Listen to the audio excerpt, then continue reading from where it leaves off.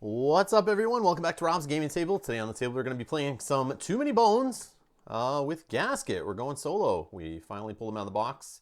Cohen's here. How's it going, Cohen? Welcome to the stream. And I finally pulled him out of the box a couple days ago. Started looking him over, trying him out. Figured I'll schedule a stream. Let's just do it. So I played with him once. Had some fun with him. He's very interesting. And Alexander's here. How's it going? Welcome back. Dragon Shadow's here. Hello. But yeah, we're gonna be playing Gasket, and I've decided I haven't played with the Undertow stuff in a while. I usually just use the Too Many Bones base stuff and 40 Days in Daylore, and the Age of Tyranny Day 1, 2, and 3s, and that's just the original Tyrants. That's what I always pull out when I play with friends, like off camera, off stream, and I'm trying out Gearlocs. But this time I said, hey, I'm gonna dig out all the Undertow stuff, and I'm gonna play Gasket with Undertow loot, trove loot, encounters, Tyrant. We're doing Volkash today, if I'm saying that right, Volkash, because he's cool. So we're gonna try that one out.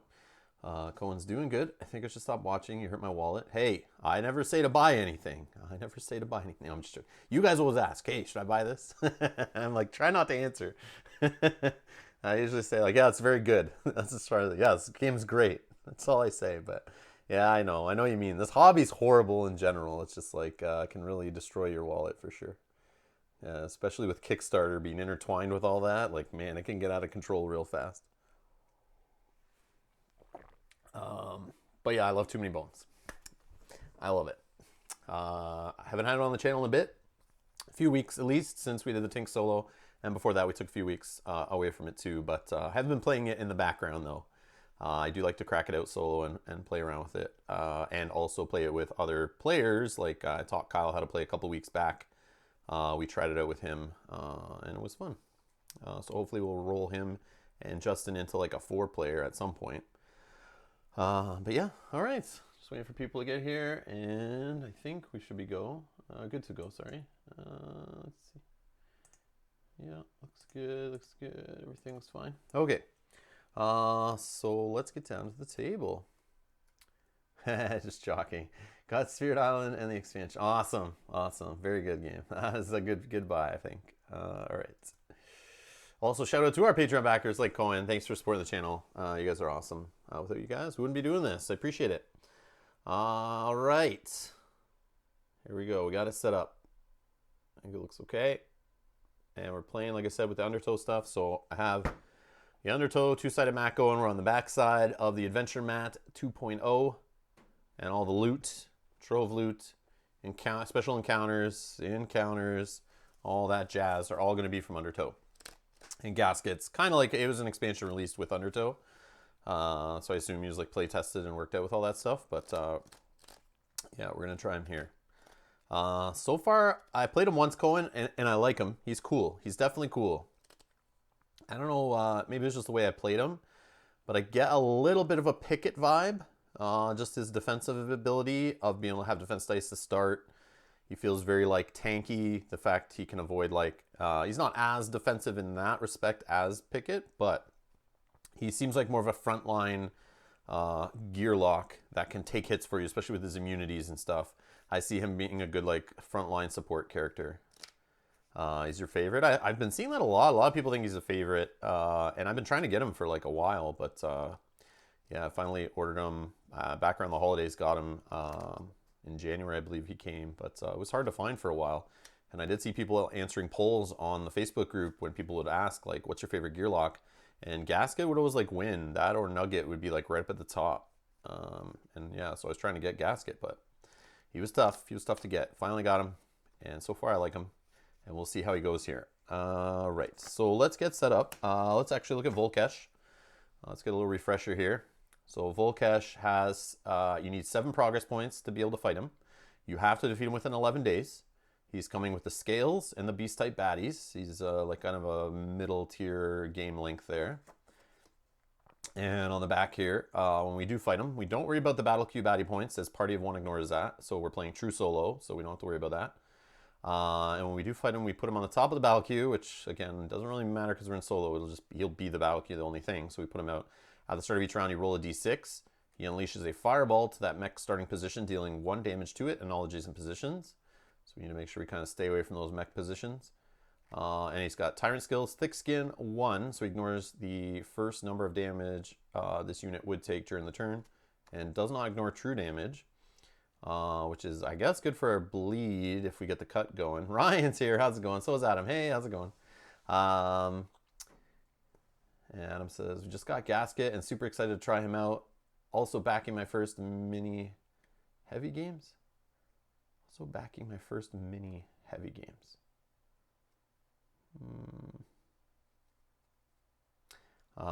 Gasket's cool. Oh, miniature heavy. I get it. Miniatures. Yeah, I get it now. I was thinking like the tiny epic games for some reason when you're saying like a mini heavy game. Like has a bunch of minis. Okay. Like 99% of the big games on Kickstarter is what you're saying. So Stone Perch, Volkash cannot be targeted until round number equal to party size. Well, we're a party size of 1, so again in solo, kind of awkward.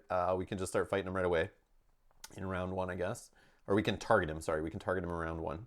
On his die, he has Scalding Skin. Place this die on Volkash until the start of his turn. Adjacent units that do damage to Volkash are also dealt that amount of damage back. So there's like kind of like a little mini game of when to hit him, when to be beside him, when to not be beside him. You'll see that here. Ring of Fire. Deal 2 true damage to all non-adjacent units. And that's more common to come up. I think the middle one there is 3 sides on the die. The Scalding Skin is 2 sides on the die. And the Set Ablaze is only 1. And Set Ablaze, the strongest adjacent unit, takes 3 true damage at the start of its next turn. Place this die on unit until triggered. And that's the one that scares the crap out of me. Because you could just take 3 true damage. And if you'll notice here, Gasket's rocking a huge amount of health here to start. So yeah, if I don't have at least 4 base health, which is quite a lot of training points to get there, I will just get 3 true damage and could die at the start of my turn. So I have to be careful with that. So that is interesting. Also, if I'm not adjacent to him, the true damage on the 2, like this could add up together if I don't have some loot to toss to heal him up. So that could be pretty interesting. But that's what we're working with for Volkash. Let's take a look at his chip here. So he's 7 health, 5 initiative. He's got that Thick Skin 1 and Stone Perch we talked about. He can move diagonal. We don't have to worry about who he's going after. He's always going after me, I guess. 3 attack, 2 defense, and rolls his Tyrant die, obviously.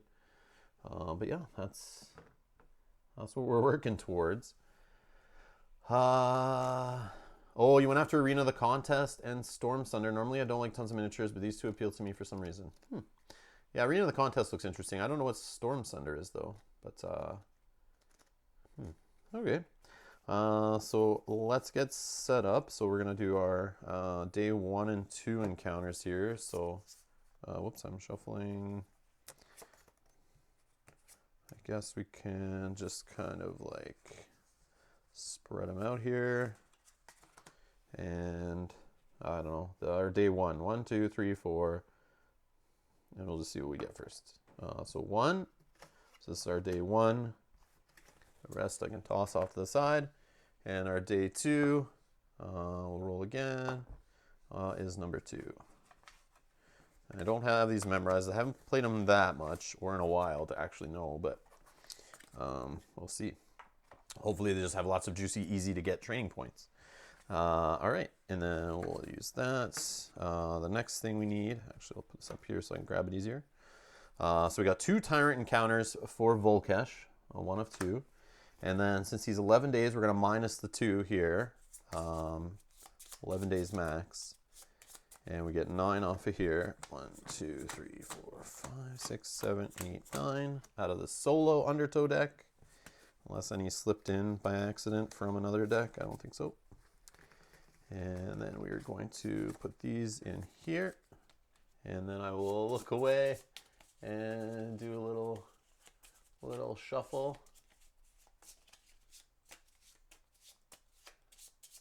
And cover. Okay. Drop that in there. And yeah. So Gasket. Mischief will kill you. Do I have Mischief? I don't have much Mischief, right? Because I'm just playing with Scales and Beast. But we will play him again in the future against some different Tyrants. And I'm sure Mischief would, it would be trouble. Especially if they have high initiative and they go and knock out the defense dice. Pickett has kind of the same problem too, right? So does Tantrum. All those guys get like kind of wrecked from Mischief, but you just hope you don't see a lot of it and somebody goes before they go and you get to take them out. Or you're not the target. Hopefully you're not the weakest or the strongest or whatever to be targeted. So you got to mess with that kind of stuff to avoid it. But when you're playing solo, it's all you are the target every day, all day. So it kind of sucks. And Adam asks, would you consider Gasket as more push your luck since he leaks? No. It's funny, it leaks. Yeah. You mean this die. So, okay. The push your luck thing is a little hard on the, it's not the leak part I'm worried about. Like dropping one oil, like you can mitigate that by just getting those extra dice, right? The extra primary, secondary, and tertiary canisters. You can just get more of those, so you never have to worry about that. I'm actually happy when it hits this side. It's this side that messes up your plan sometimes. Like this says, good luck, Rob, trying to get the innate +1 on this guy. Have fun trying to do that. I did achieve it in my playthrough yesterday when I was testing them out. But that's like crazy randomized luck. Like you just hope that this doesn't show up, or you gotta waste loot to like set this thing how you want. Like maybe if you have a bunch of extra loot, you could focus on using that to help you get that innate +1. But again, you also have to roll a bunch of bones on your other dice. And if you're trying to stick this thing to this side and then you never get other bones, you're just like wasting loot. It's like, it's tough. But if you do get his innate +1, being able to put like with this stat, you can just put 4 defense up there instead of 2. That's huge. That is huge. But and then Pickett have more than 1 HP. Yeah, that's true. But he just feels still tanky though. He just feels very tanky. But we'll play him here again and see how it goes. So yeah, I'm gonna play on the regular default difficulty where we just have the 1 HP. And yeah, we'll just roll with it. I think everything is all set up. I'm knocking some dice around here. I think we've gone over everything. We'll talk about Gasket skills as we go. I guess we should talk about his innate. For those who don't know Gasket, or if you're watching this in the future, or you're not familiar with Gasket, and this is like your first Too Many Bones video, or you're curious about him and you want to buy him or whatever, and you want to know how he works, we'll try to explain it as best we can here with a playthrough rather than just going over dice and pointing at things on a mat. We'll see how it actually works in practice. But we won't get to every skill. Obviously, we'll need to play Gasket a few more times, try different builds, try him in multiplayer, where you have more Gearloc so you can try out some more fun dice, or maybe we'll have him in a Age of Tyranny run in the future where we can see how he works by like building him out way more, getting more dice, carrying dice over from quest to quest, stuff like that. But I wanted to bring up a Gasket. So let's jump to this. And no, we'll talk about his immunities here. Lights are flickering. Uh-oh. So let's see here. So his innate, Steambot. Gasket starts with Hydro Valve and Primary Canister, which right here is these 2 dice. And the one that I was just complaining about, this one here, he basically can lose some fuel, hydro, water, whatever, steam.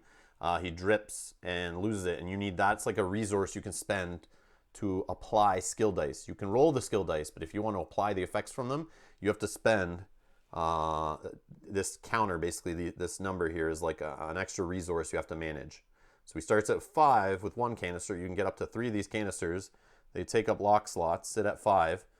And basically, if you hit this die, if you haven't spent any of this hydro on another skill, this will drop you down at 1 at the end of the round. And if you roll this green bone, yes, green, not red, green. It's kind of like a red. You're forced to take it, but it forces your backup plan to fire off wherever this hits. So if this like hits up here, you have all bones along here, and it hits in the 4th spot, you're doing that 4th backup plan, whether you like it or not. It's just gonna fire off. So it's kind of weird, kind of silly, but it's interesting. It's fun trying to manage it and hope for the best, and at least exciting moments when something fires off or it doesn't fire off, and you're like, yeah, I get another chance to get more bones. Sweet. But yeah, you have to roll this. It costs a dex. And it talks about it over here under hydro-powered. So Gasket starts the adventure with these, the 2 dice I just talked about, 1 and 2 here, the primary canister and the hydro valve. And basically it says, where is it? He's required to roll that hydro valve every turn. Therefore, the first die selected to roll must be that hydro valve. Costs 1 dex, and rolling it forces Gasket to either use his black plan or use a hydro. At the start of each battle, place primary canister as well as secondary or tertiary, if learned, in a lock slot at max value. This represents Gasket's hydro for the battle. Gasket's derail and destroy professions require hydro to be used. So basically, like most of his skill dice. Actually, it's exactly half of his skill dice. So 8 of them out of the 16 need hydro to be spent to apply what you rolled on them. And you would think it's just like 1 hydro per die. No. It gets more difficult than that. So it's like they cost you 1 hydro for the first skill on a turn you apply, 2 for the second, 3 for the third, and so on. So if you want to roll a whole bunch of skill dice on the same turn, you may have to make some tough choices whether you want to apply certain ones based on results and how much hydro you want to blow on the same turn. And you might be just wasting decks by rolling extra dice and not choosing them, trying to pick from a menu. So it's kind of weird. I think dex is pretty valuable with this guy, to be honest, just for that case. So you can kind of pick and choose what you want to apply, assuming you don't have a lot of hydro. But you want to have some extra hydro because if you'll notice here, here's one important thing. This is huge, and don't let me forget this while we're playing. At the start of its turn, if Gasket has no hydro canisters and they're all showing 0, take 1 true damage. So yes, if I don't get another health chip under me, I will die if my hydro ever is 0 at the start of my turn. So that's a little fun there. That's yeah, you don't waste that hydro and hope it doesn't all leak out on you. But you max will lose, or minimum you lose. How do I say it? Some turns you won't lose any because you roll a green on the a green bone, so you don't lose any if you don't spend any skills. But sometimes it'll just drip out. So a few turns in a battle, you'll lose some just because you're leaking. Somebody didn't put things back together properly when they built you, or the last oil change you got. You know, they kind of left the filter cap a little loose. So then we have what else we need to know here? Power converter. So, okay, let's read about loot first. So while Gasket can hold, trade, and even help unlock trove loot, Gasket cannot apply the benefit of any loot effects to himself. He can't. And instead, he can consume loot by discarding it to gain 1 of 2. So this is during his turn.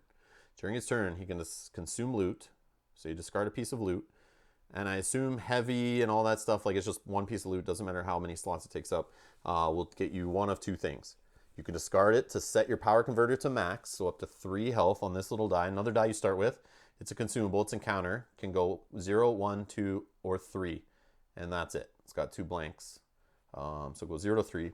Kind of like a little body count die you see on Tantrum. That kind of idea where you're like, you know, building it up. Or kind of like the stones die on Nugget, I guess more, where you're throwing away loot to max it out. And that's the only way you can get it to tick up, is my understanding. And then if you want to use it, you can use it, I believe, as many times per turn. It doesn't say, it just says it starts at 0, and once charged, this die can be used at any time during Gasket's turn to heal 1 HP. Each time this is used, decrease power converted by 1. Hey Bernardo, greetings from Death Star Canteen, eating penne alla arrabbiata with Jeff. You're crazy. Crazy. Anna says, I can't forget he can carry more loot too. I forget. Can he carry more loot too? I don't know. I don't think so. I don't remember reading that anywhere. I may have missed that though.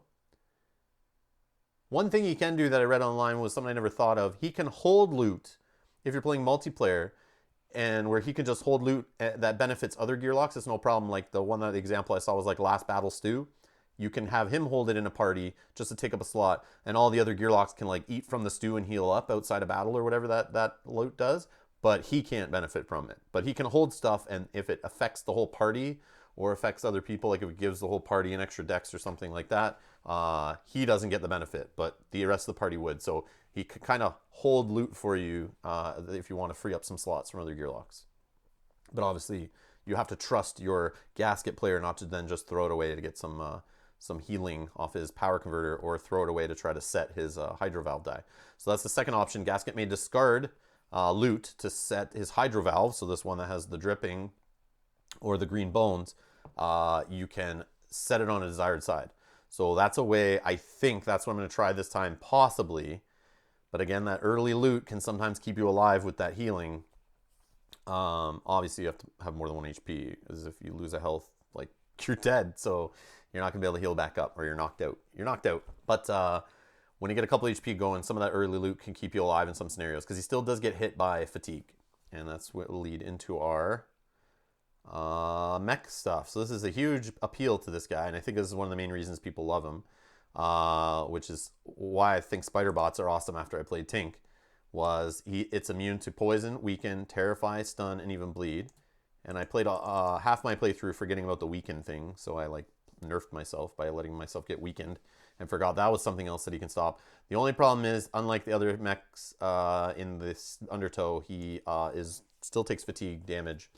So sometimes his power converter die is the thing that's going to make you outlast your opponents by carrying some loot and just tossing it away to survive in those later rounds. At least that's what I found.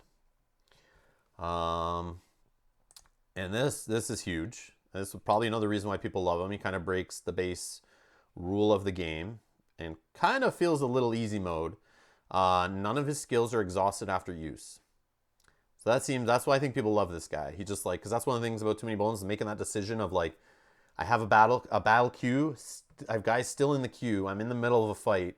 Do I use this skill now to take out this guy, or do I save it in case the next 5-pointer that comes in is this guy or that guy? Like, you know, do I save this skill now? Do I use it later? Do I try to roll it again and get a better result? Because it's going to be exhausted once I apply it, that kind of thing. And that's what makes utility parts so awesome as an item, or as loot.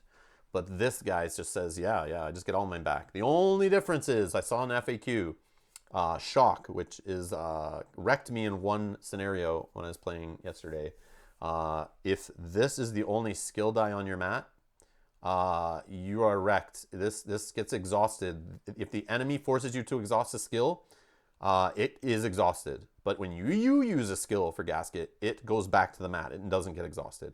So yes, you can get this die shocked if it's your only skill. And I had that in my first battle where I got shocked and this got knocked away. And I'm not allowed to roll any other dice because you need to roll this die to be able to roll dice.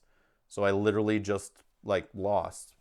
I didn't have loot to toss to stay alive, and yeah, the enemy just had more health and won in the fatigue rounds basically. But yeah, you can get hit with this, so you got to make sure you get some other skills early, I think, to prevent that from happening. It's something I kind of learned. I'm pretty sure I did that right, but yeah.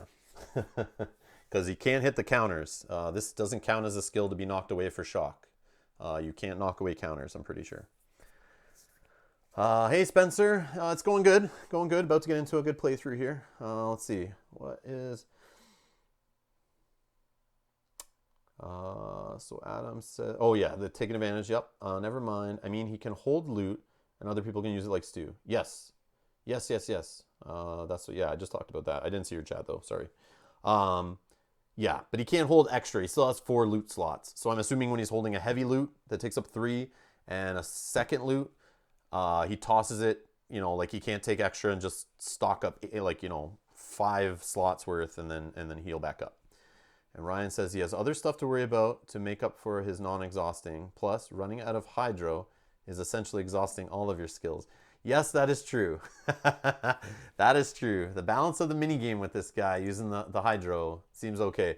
But if you just grab the extra Hydro die, kind of mid-game, I think you're okay. To have 10 Hydro.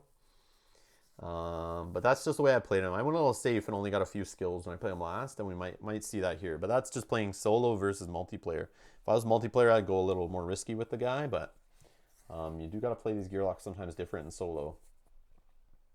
Let's see what else we need to know. He's melee ranged, but it's basically, I think, just the one die, the blast die, that helps him do range stuff. And he's got this cool little direct thing. So he's got these dice here, these directive dice, 3 of them, that basically they don't cost you, let's read it here, They don't cost you dex to roll or a hydro to use, but if you roll them, they must be used because they're red. And during the resolve roll phase, you resolve them as a group. So you can choose when to resolve all the blue dice, but once you start resolving one, you have to resolve the rest. And you can choose the order you resolve each one in, but they all have to be resolved back to back, which is interesting. And it's kind of like him bugging out, kind of being controlled or programmed. It even says here, try your hand at hydromech programming. So you can take these dice here, and I tried the aggro one, was pretty neat. Didn't really mess me up too much.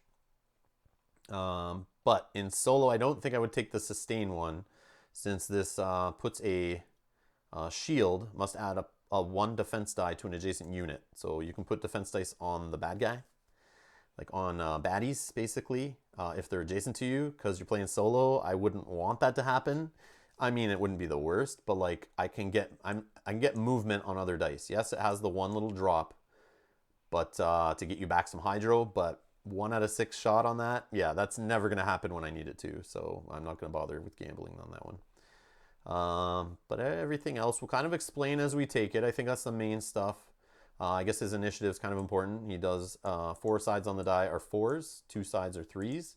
So not the quickest bunny in the forest, but or Gearloc in the forest, I guess. But yeah. And let's see. Ryan says he goes for all 3 hydro most of the time, and I run out super fast. Wow. I don't know. Yeah, I guess if you're going crazy with all of his skills and stuff, but yeah, when I played yesterday, I only got cut, blitz, and blast. And like sometimes I didn't want to use one or the other, so I would roll them, but I wouldn't always choose to spend them. Like sometimes they just weren't like, it wasn't worth the 1 damage to a guy, or a guy wouldn't be a non-adjacent, and sometimes I just roll them for the bones to see. But yeah, I don't know. Maybe I was missing something, but yeah, I don't know. Maybe I just didn't have a lot of those skills to late game either, and I wasn't rolling them a lot of them on the same turn either.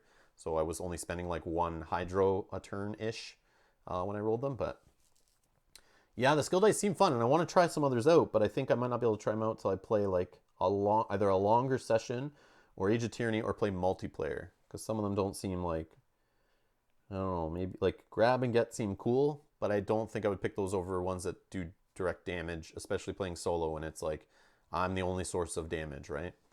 But I can see in multiplayer when there's multiple Gearlocs on the board and you're pulling guys around and smashing them and hitting guys that are non-adjacent and stuff, that can seem pretty cool. But and also I want to try gut. I didn't get to try gut, but I do have a question. Actually, if anyone knows in the chat, I tried to look it up, but I couldn't find it. For cut, which seems like the die they recommend to take right away, you place a bleed effect die on an adjacent unit. Okay, that's obvious. Yeah. Also, place a bleed effect die on the unit directly behind that one. Okay, affecting 2 units in a straight line. All good. But then following that, and it is next in line, the one I have the real question about is gut. So here it says gut, so I know it has a little bleed logo on it. So I'm assuming they must be bleeding to have that there, but it just says deal number damage to an adjacent unit with bleed effect die on it. Okay, that's the first part. And you see here, there is a side that has a 1, and a 2. So if you get those numbers, it will deal damage to an adjacent unit with a bleed effect die on it. Period. Then it says place gut die on that unit until it is defeated. Unit takes 1 true damage for each position it moves. So my question is, can I put this die on someone who's not bleeding and I just don't get this first part? That's my question. Because in nowhere it says it's required, like it says you deal the damage to the unit with a bleed die on it, but can I just place this on any baddie? Let's say they're not bleeding. Can I use this die on any unit to just do this whole true damage thing? And separate? So then I can target one guy with the cut, and then maybe the next turn just target a different guy with gut. I'm not sure on that. They must bleed. As far as I know, that's part of the requirement is they're bleeding. Okay. Yeah, I couldn't find that anywhere. They must be bleeding. Okay. Yeah, it's not clear. I looked on this PDF and the one I have. They both say the same thing. But yeah, I couldn't find like a correct answer just saying it like, yeah. Yeah, I just wish it was a little more clear here. It said like, you know, unit must be bleeding, or like maybe it showed like the same way this shows like a red grab underneath. Maybe if they showed that red bleed underneath and said, you know, unit must be bleeding or something like that, it'd be a little more clear. But whenever I read in a game like it has one effect period and then another effect in another sentence, I usually like, you know, it should say like if the unit's bleeding, you can do this and this, you know, that kind of thing. Kind of connect to it, but yeah. I thought so. I thought it would be a bleed thing. I just couldn't find an official answer, but I'll treat it that way. And I thought you guys would all be playing it the same way because, like, it just by assuming it would make sense. You cut them, then gut them, right? They should go together. But yeah.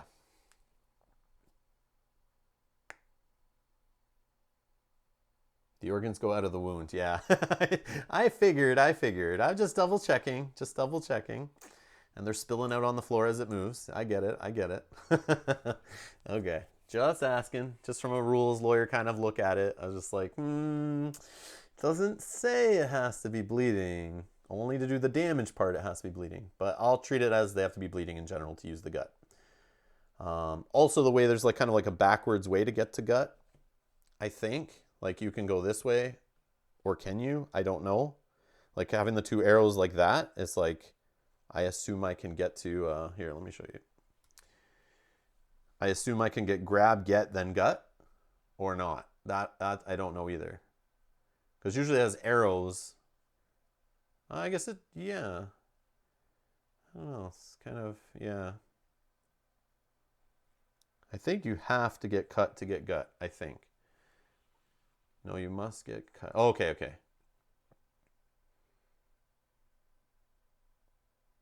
Okay, cool. No, that's it. We won't talk about that anymore. I was just curious if you guys knew, if anyone had any opinion on that. But as it sees, the general consensus is you got to cut them to gut them and get the cut die to get the gut die. That makes sense. Okay. All right. I don't think there's... Oh, the backup plans. Sorry, the backup plans. It's just something I want to go over once. Just, you know, for people who are kind of newer, make sure we're all on the same page here. So hot fix. Gasket adds or decreases a defense die by 1. So you can add a single defense or just bump a 1 defense up to 2. On number 2, he's got nothing. On 3, for 3 bones, dehumidifier, Gasket gains a hydro, which is good. And also adds or increases defense die by 1. So it does the basic hot fix plus adding a hydro. Excuse me. Reprogram. After applying those directive dice, the light blue dice that you're forced to take, if you roll them, you can roll and apply all available directive dice again, which is kind of cool. Which I did use to great effect. It was cool to roll the one that like blasted, and then sometimes you'd get this to fire off and you get to roll it again and blast again kind of thing. Or not blast, what is it called? Energy arc. Sorry, energy arc is what I would hit 2 turns in a row, so it's kind of cool. But I guess you could do the same thing on the blast side with the aggro directive die. And then power spike's kind of cool. Deal 3 damage to an adjacent unit.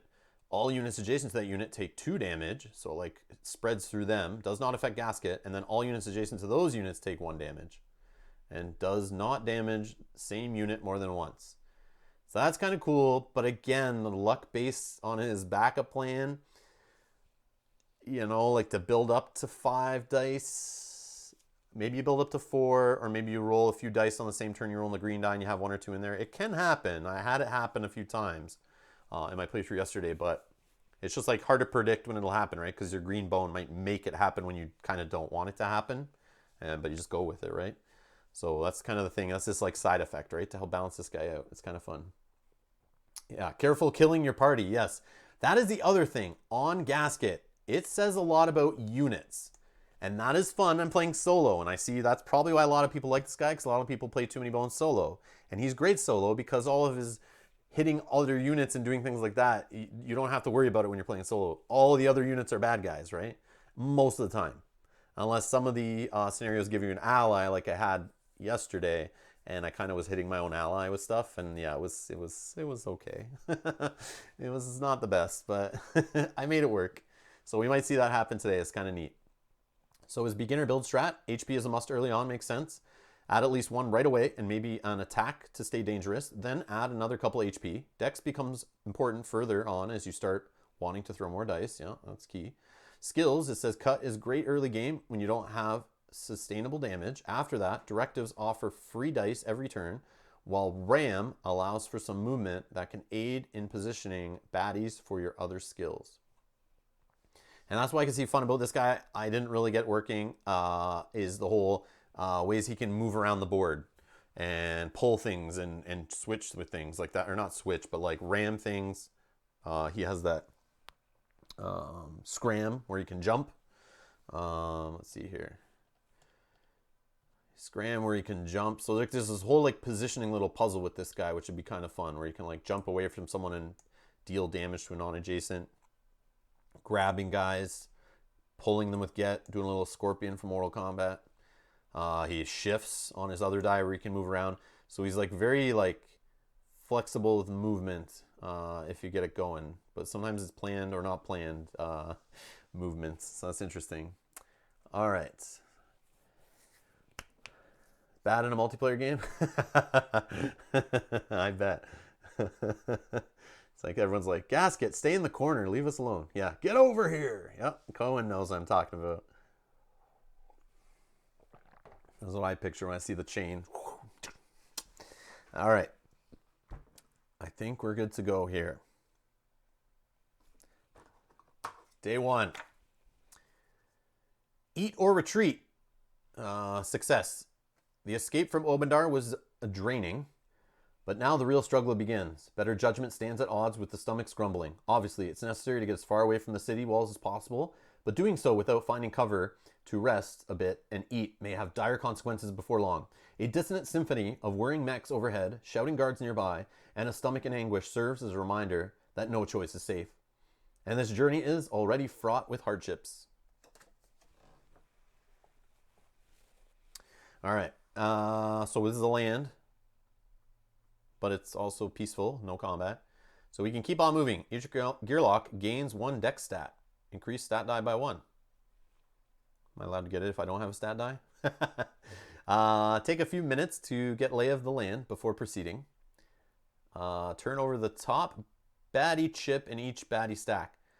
So, okay. So I like the idea of getting... I feel like you don't need dex with this guy right away. But I mean, later I'll be happy I have it. And that's kind of like getting a training point.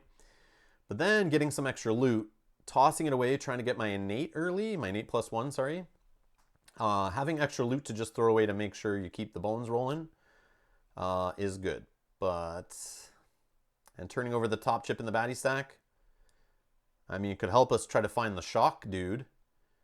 But we don't get to put them to the bottom. So that kind of would suck. So I kind of like, I'll just take the top one, I think. That's what you must scream when you use grab. Okay. All right, I'll do it if we get that far. No, I have to use get. Get is the one where you go get over here. But grab is like, you know, that's just you throwing it, right? Without a die, doesn't that just mean you get 1 on the die? Yes, Adam, I was only joking. It was just word for word. It says increase stat die by 1. But if I don't have a stat die to increase, what do I do? I was only joking, just messing around there, being a jackass. But yeah, we'll go with the top one, keep moving, and I will get a dex, you know, because 4 is just not enough to start with. That's so crazy, it's 4 to start. That's so awesome. And then for my other training point, I'm definitely going with the health. I'm going to take that recommendation there and grab a second health chip. And we're going to grab a loot. And we got a fortunate discovery, but we don't really care. We just need to know how many slots it takes up, because that's all that really matters to us. And a progress. Boom. And that is that. Let's just throw that over there. Okay. Hey, George, how's it going?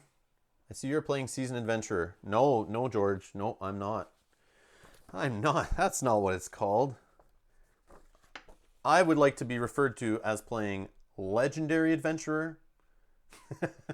The official new name of this mode. I'm Legendary. Come on now. Seasoned. I want to be called Legendary. No, I'm just joking. Unless I lose, then I go back to being Heroic adventurer. Which still sounds sad. Yes, now it's legendary. Yeah, we're going with legendary here on Rob's Gaming Table. We don't play season, we play legendary. All right. Okay, so got the loot. That's day one. Recovery phase. Let's roll a d6 and try to do some scouting. I have a question. I don't think I've ever done it. Maybe I have and I just forget. And it's been a while since Undertow. But can I look at these stacks ever? When I roll like a 1 to 3 or any of that stuff? Is that a thing or not a thing? It is still the same, but sounds cooler. I know, George. I know it's the same. I'm just messing around. All right, let's see. Does anyone know? Where is recovery? Oh, I guess it'd be on the sheet probably, right?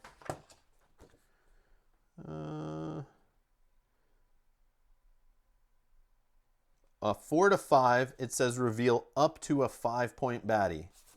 I would assume, yeah, with a 4. Okay, that's what I thought. It never clicked to me because when you look at this, it just doesn't even mention 3-pointers, right? And I always forget that like 3-pointers, they're baddies too, right? They're also baddies. And then you can reveal up to a 20-pointer for 6. So, yeah. Okay, so what I want to do is find the shock guy and put him at the bottom. Because he's the only one that wrecked me in my playthrough yesterday on that one where he knocked away my last skill die, which was this die, and caused me to roll no dice for the rest of the match, which sucked. So let's just check and see if we can find him. Hey, Mark's here. Hello all. Legendary. First day survival. Here we go. We're going to look at, since we got a 4 on our scout die, we're going to look at up to a 5-point baddie. We're going to pick the 3 stack. And we got a submerge guy. Now, I apologize. Some of these keywords that I didn't experience when I was playing yesterday, so I will have to look up. It's been a while. Submerge is if this unit would move, instead roll a d6 and move to number Carl in the starting position. So this is one of those random crazy dudes, which I'm okay actually at keeping on the top. It's just 2 health, 2 attack. I mean, 2 attack kind of sucks, but I'm just worried about the early combat fail, which seems to be where I always lose in one of the early combats, and that kind of sucks to lose out on 2 training points on like day 2 because you get risky and you hit a baddie that kind of tanks your play. But that's my thing. All right, so that's that. On to day 2.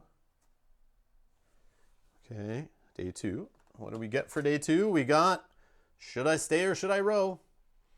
Sailing the Ciberon means building a raft, a task completed after a few hours of sweaty work. Time to push off. Before the maiden voyage of the USS Nobulus's Bane can begin, however, a flaming arrow ka-thunks into a plank. At a glance, at the wood's edge reveals a clutch of aspiring pirates perched on a tree stand, knocking more projectiles to rain down from on high. To stay and fight means facing the group with mechs close on our heels, but fleeing now will allow the novice marauders to put holes in the raft structure and in the raft's captain if an enemy manages to jump aboard. So there's our options. So we can go water or land. For the water one, there's no extra bonus. It is combat. If I row, there will be trouble. Battle queue baddie points. You add a crown. So here in day 2, with adding crown the 3-point baddie, that's like having a 5-point queue. All baddies enter the mat, though, with only 2 HP stat, which is nice. Sometimes that's what they already have. Sometimes it can reduce them. And then you place a wreckage ship on the raft. I assume you just choose where you want that to go. Or we do on the land, where if I stay, there will be double.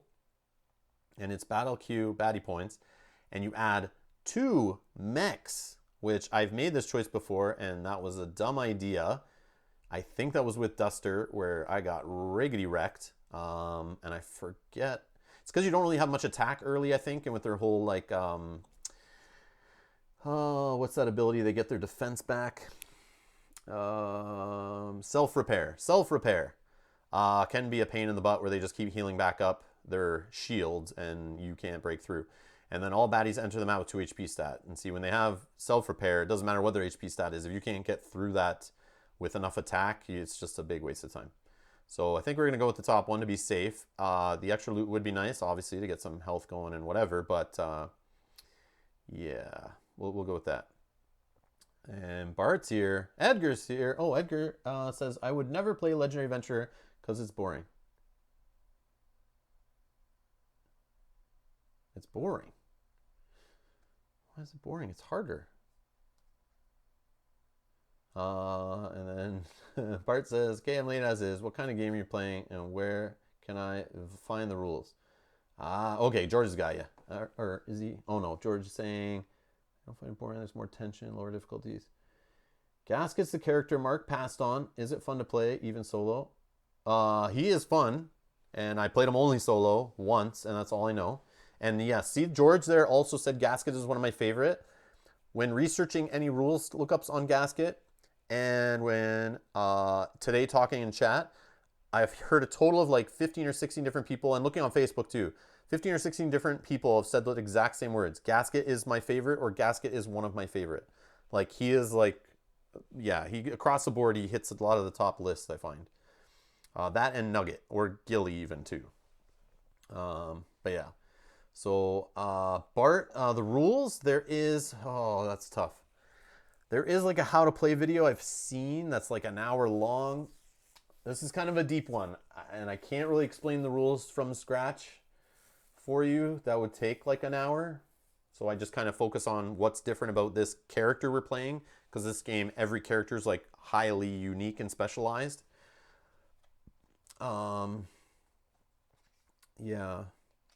I mean, in some of our earlier playthroughs of Too Many Bones that you'll see at the start of like some of our earlier playlists of this game, we kind of describe more how it goes, like more basic, but so yeah, it's hard to tell you, but it's basically just like an adventure dice chucking role playing ish kind of game where we're just a little bit of abstract combat. Yeah. So I'll try to explain things as we play, but this is definitely not focused at like if you've never seen Too Many Bones before. Go watch some of our earlier videos of that, I would recommend.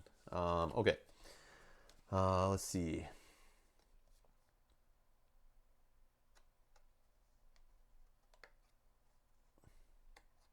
Oh, okay. Edgar's saying Legendary is boring because of the losing out on getting a, like, we normally play on Heroic is what I like doing, because, like, especially when I'm playing with newer players or myself trying out a new Gearloc or maybe a Tyrant I've never faced before.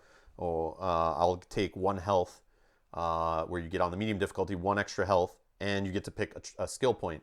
And Edgar's saying it's a little boring because you don't get to see as many skills playing Legendary because you have those 2 less kind of training points at the beginning. So it's obviously more fun chucking more dice as the game goes on. And Mark saying, have to see if I can get him here in Germany. Yeah, that's the tough part. Seeing when things are in stock. I was trying to buy Gasket for like 5 months, and he was never in stock to order from Canada. So yeah, and he came in stock around the holidays, and I was able to get him then. But so I see. All right. So let's continue on here. We're going to go with the top one. Playing a little safe with him. Because it doesn't give us extra training points. And I'm not going to do it all just for a possibility of extra loot.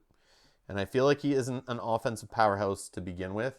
So taking down some mechs that could have like 2 or 3 defense on them that keep regenerating, 3 shields or whatever, could be hard. And even if I had like the cut die or something, like they're immune to bleed, so it's like that doesn't work either. So you literally have to be chucking a few attack dice at these guys. All baddies enter the battle mat with 2 HP stats. So we're gonna do the top one. We'll flip it over, go into water. Okay. And it says, so we'll do the queue. We'll do it all in order here. So we're going to add them to the queue. They enter with 2 HP stat, and then we'll put a wreckage ship down. And then we'll put ourselves on the mat, and then we'll do our start of battle. All right, so this is day 2. So we're going to take, actually it's day 2. Oh, we can't even add a crown?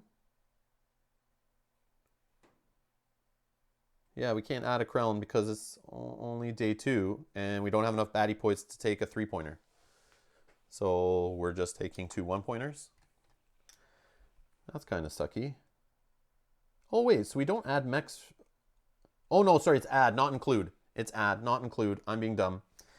So you add, so we're doing the battle queue, which is 2, and we're adding a crown on the top. I was getting confused with include for a sec there, guys. I'm sorry. We're adding. I was like thinking, I'm like, this is broken on solo, and it's a solo. Oh no, it's not a solo. It's just a regular day 2. I was thinking like it's broken at solo if it's include, because you'd be on day 2 at 2 points. How could you include anything? But it's add. Brain fart. All right. So we get 2 and a 3-pointer Krellin on top. We know who it is, obviously. And they're all going to enter with 2 HP stat, which kind of sucks. This guy's still coming in with 2. And we're going to find out where he goes by rolling a die. And he's going in Krellin starting position 1. And he's going to take 2 health. And he's going to go at 4 initiative. And he has that whole submerge thing. So he's like, if he doesn't have anybody to attack here, we're going to be rolling a d6 and he'll just appear wherever. It may be staying in the same spot too. That's the other thing that might happen with submerge. The next one coming in is our good buddy Timid Geophage, a treasure and flee. So at the ends of rounds 2 and 5, he will take off. But if we can get through his 6 health and possibly some defense, we can get some treasure die and roll that thing. But I don't really care that much about it. What else could we get? Oh, we can get some health. Again, don't care about it really. I'm only at 2. Trove loot, again, don't care with this guy. But just getting loot cards could help. Like, stocking up on loot cards is not a bad thing. But I'm not going to go out of my way to try to score some, like, amazing Trove loot when I can't use it at all.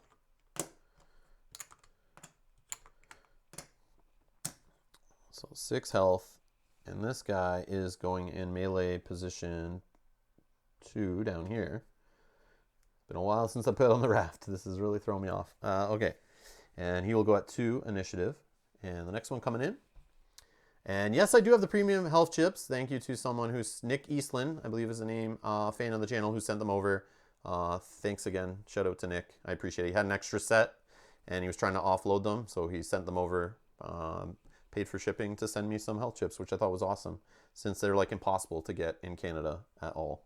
I don't know if that's changed, but at least I couldn't get them at all since owning the game. For like 8 months, I couldn't find them. Let's see here. This guy's coming out. We got our Minikin Monkey, 3 health. He's untargetable if he rolls a bone on a backup plan. He's beast. It's 1 attack, 1 defense. And he'll be going in ranged position 3, right down here.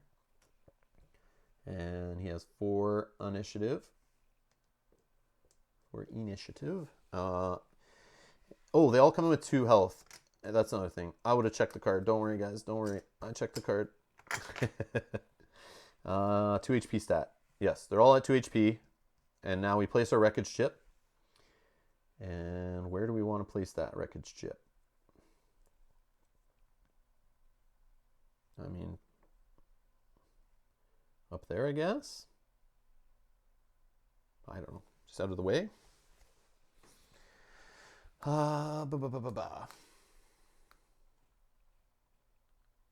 Yeah, the heavier chips do feel nice, but I can understand like not getting them. I was totally fine playing without them. I played Cloudspire forever without premium chips. Fine with that game also. It's fine, totally acceptable, works great. But they are nice for being a little heavier, like less time dropping them and sliding them around accidentally. They're not as slippery, right? So it's like the heavy chips on the top don't just like fall off sometimes when you bump them. Okay. Yeah, if you got a premium set with another game, like I want the Cloudspire ones too. Like I would love to have a few more premium chips, and I'd probably grab Cloudspire ones, but I wouldn't buy more than one set for their games really. Like, well, at least with Cloudspire and Too Many Bones, because they're like basically interchangeable, right? But I know Hoplomachus has like some blue chips, and I'm not sure what the blue and red chips are different, but I just saw they had like premium blue and red chips. I don't know enough about that game though, but so I guess you would need an extra set there. You would need Hoplo, and you couldn't really use them in Too Many Bones. It might not be enough. I don't know. All right, so we're set up there. Let's put ourselves on the mat. And we're melee range, so we can start in any of these center positions here. And I guess we'll roll, find out where we're going. So we're actually 4. We're going first, which is nice.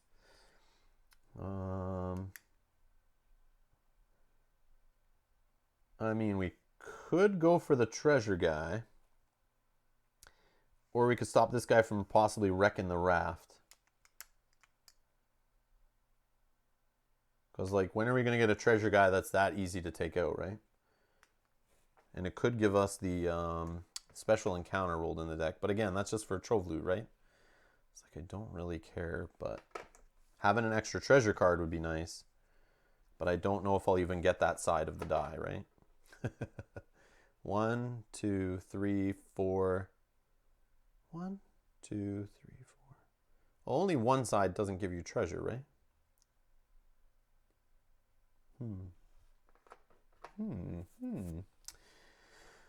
All right. But then again, I'm getting shot at by this guy who I could take out or hit 2 attack dice. I think this guy's more important because he does hit for 2. I don't have to rush, really. There's only 1 wreckage ship. I could let him just run around and start smacking the ship and get to him eventually.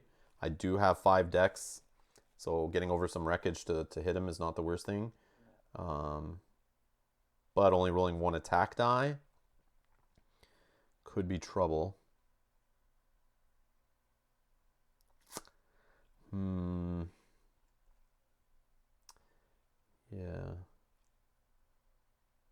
Yeah, maybe I'll just focus on this guy first. Or I kind of want him to come to me anyway. Like, I'd rather not waste the decks. I think I'll just start on the Minikin Monkey. First, this guy would roll a die and then hit the raft, and then I can go after him. Or there's this guy. Let me see what's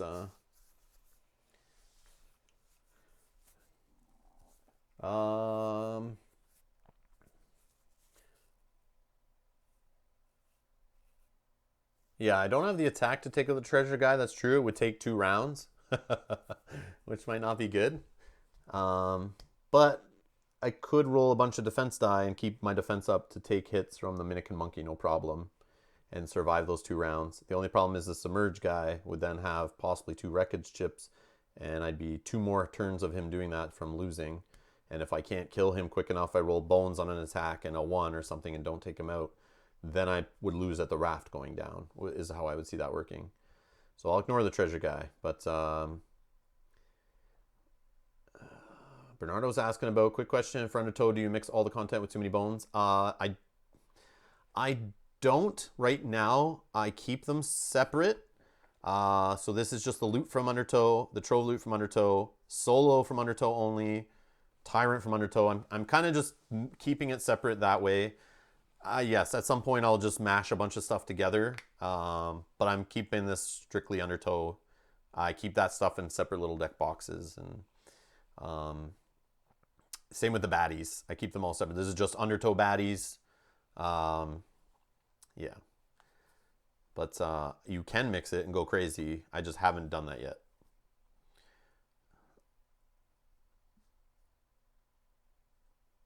And Adam says, I think you can combine some stuff, but not everything, because movement is a bit different. And baddies sometimes depend on being able to destroy the raft.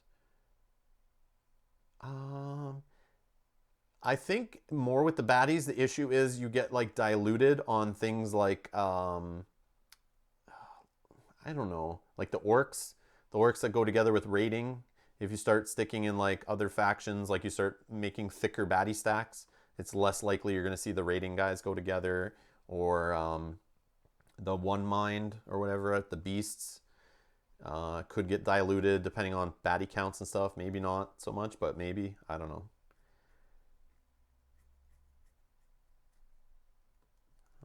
But yeah. I know there's some loot that people talk about that's not as good without the crown or the mechs involved from Undertow. So if you draw that loot and you're just playing with baddies from the base game. Yeah, they have the same faction icons, yes. Yeah, in this game it comes with beasts, beast scales, and what is the other one? I don't even have the cards. I think it's bog, beast scales and bog. No, it's goblins. Sorry, goblins. Yeah, so only 3 baddie types here, and then in the other set, they have the same, but you would have like different amounts of other ones. You can combine everything. Tyrants have their own baddie stacks anyway.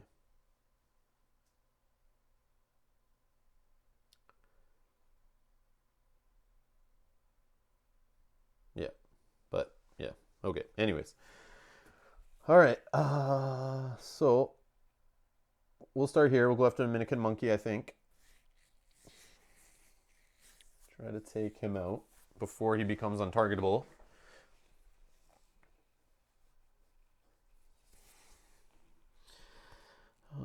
Yeah. Okay, so we'll do start of the battle. This goes up here. We get our 5 hydro. We also get half our defense stat rounded up in defense put up there, which is 4 divided by half is 2.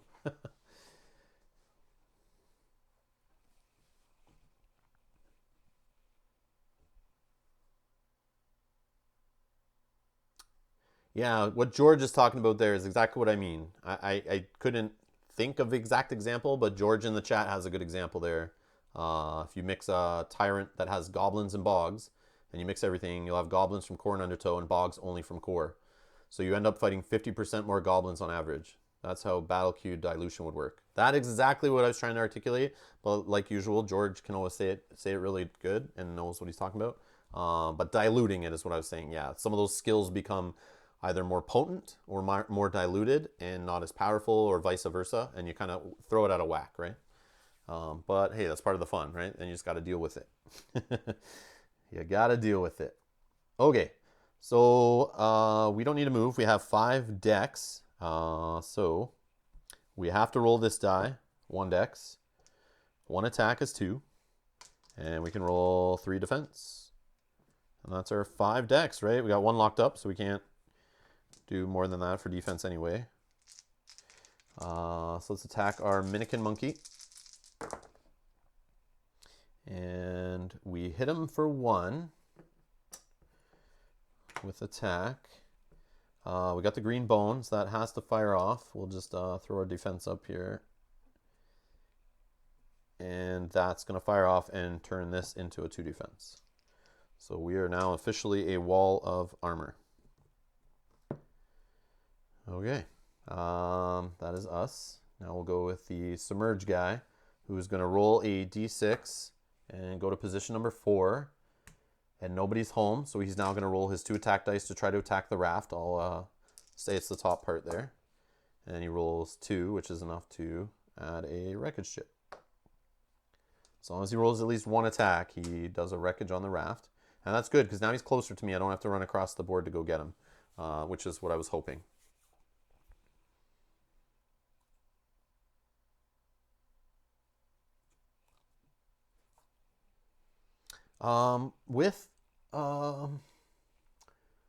If you wanted to keep the sets separate, they do use like the blue border to know it's from Undertow, versus I don't have the regular set here, but they're like gray.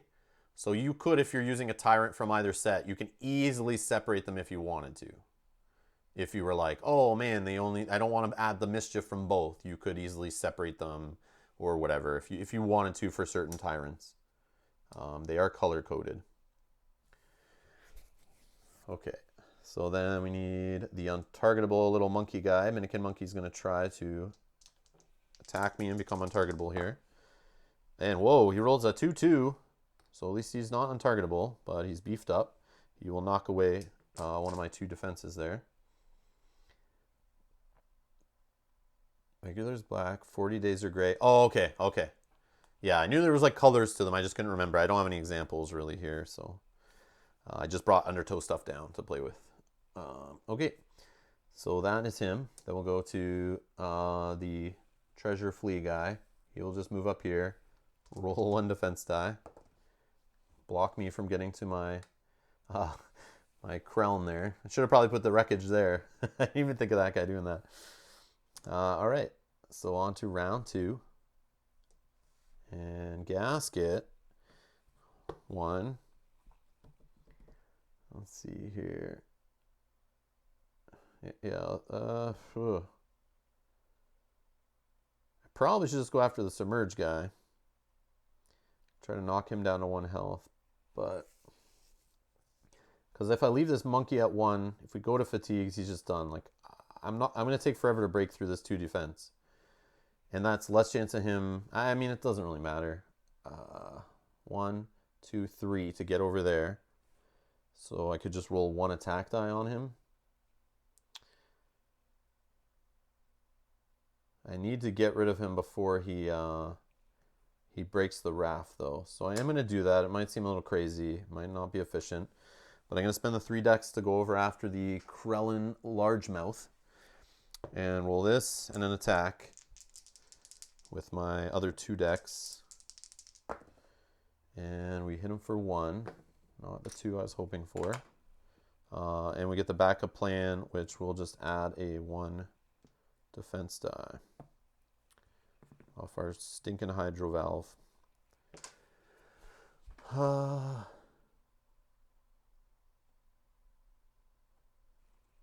What?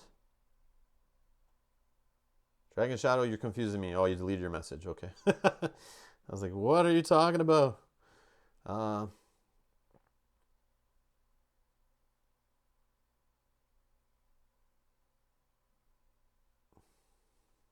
Okay. So, yeah. So let's go with the Submerge guy. He has a target, so he'll just roll 2 dice against me. Hits me for 2. Okay. Then we'll go Minikin Monkey. He's just going to roll 1 attack. He's already got his defense locked up. And he's range. Rolls a bone, so he goes untargetable off an attack die.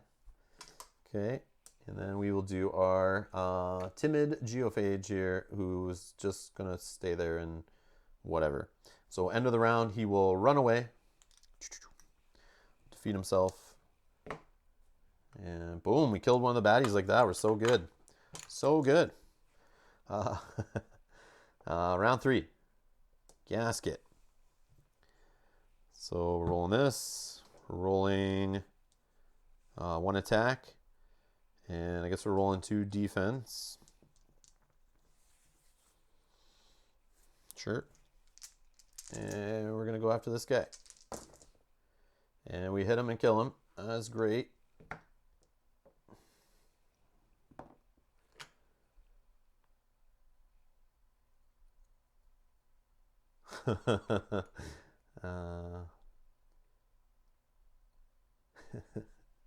Shouldn't work and watch you play at the same time.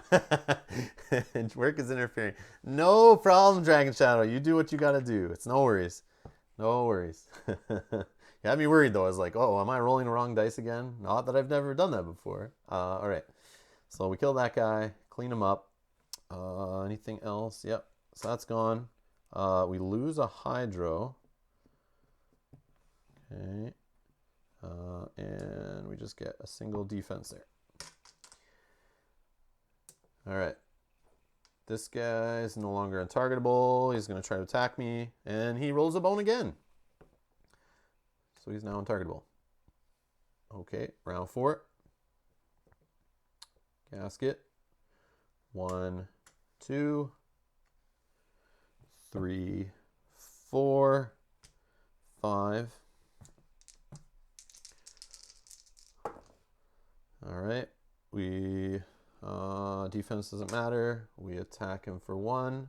Oh no, we can't. He's untargetable. Can't roll that attack die. Didn't happen. Didn't happen. So he's back to 2 defense. I'm being dumb. And at the end of the turn, we lose. We drip. So I probably shouldn't have even rolled dice there. But yeah.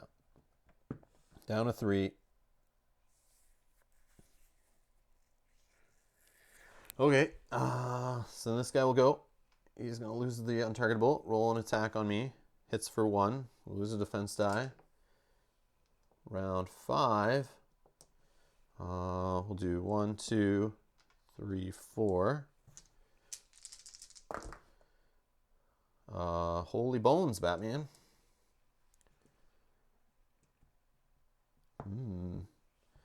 End of turn, we drip again. Uh-oh. This guy will go and roll. Whoops. Rolls a 1. Okay. Fatigue rounds. And he dies, and I lose 1. And we win.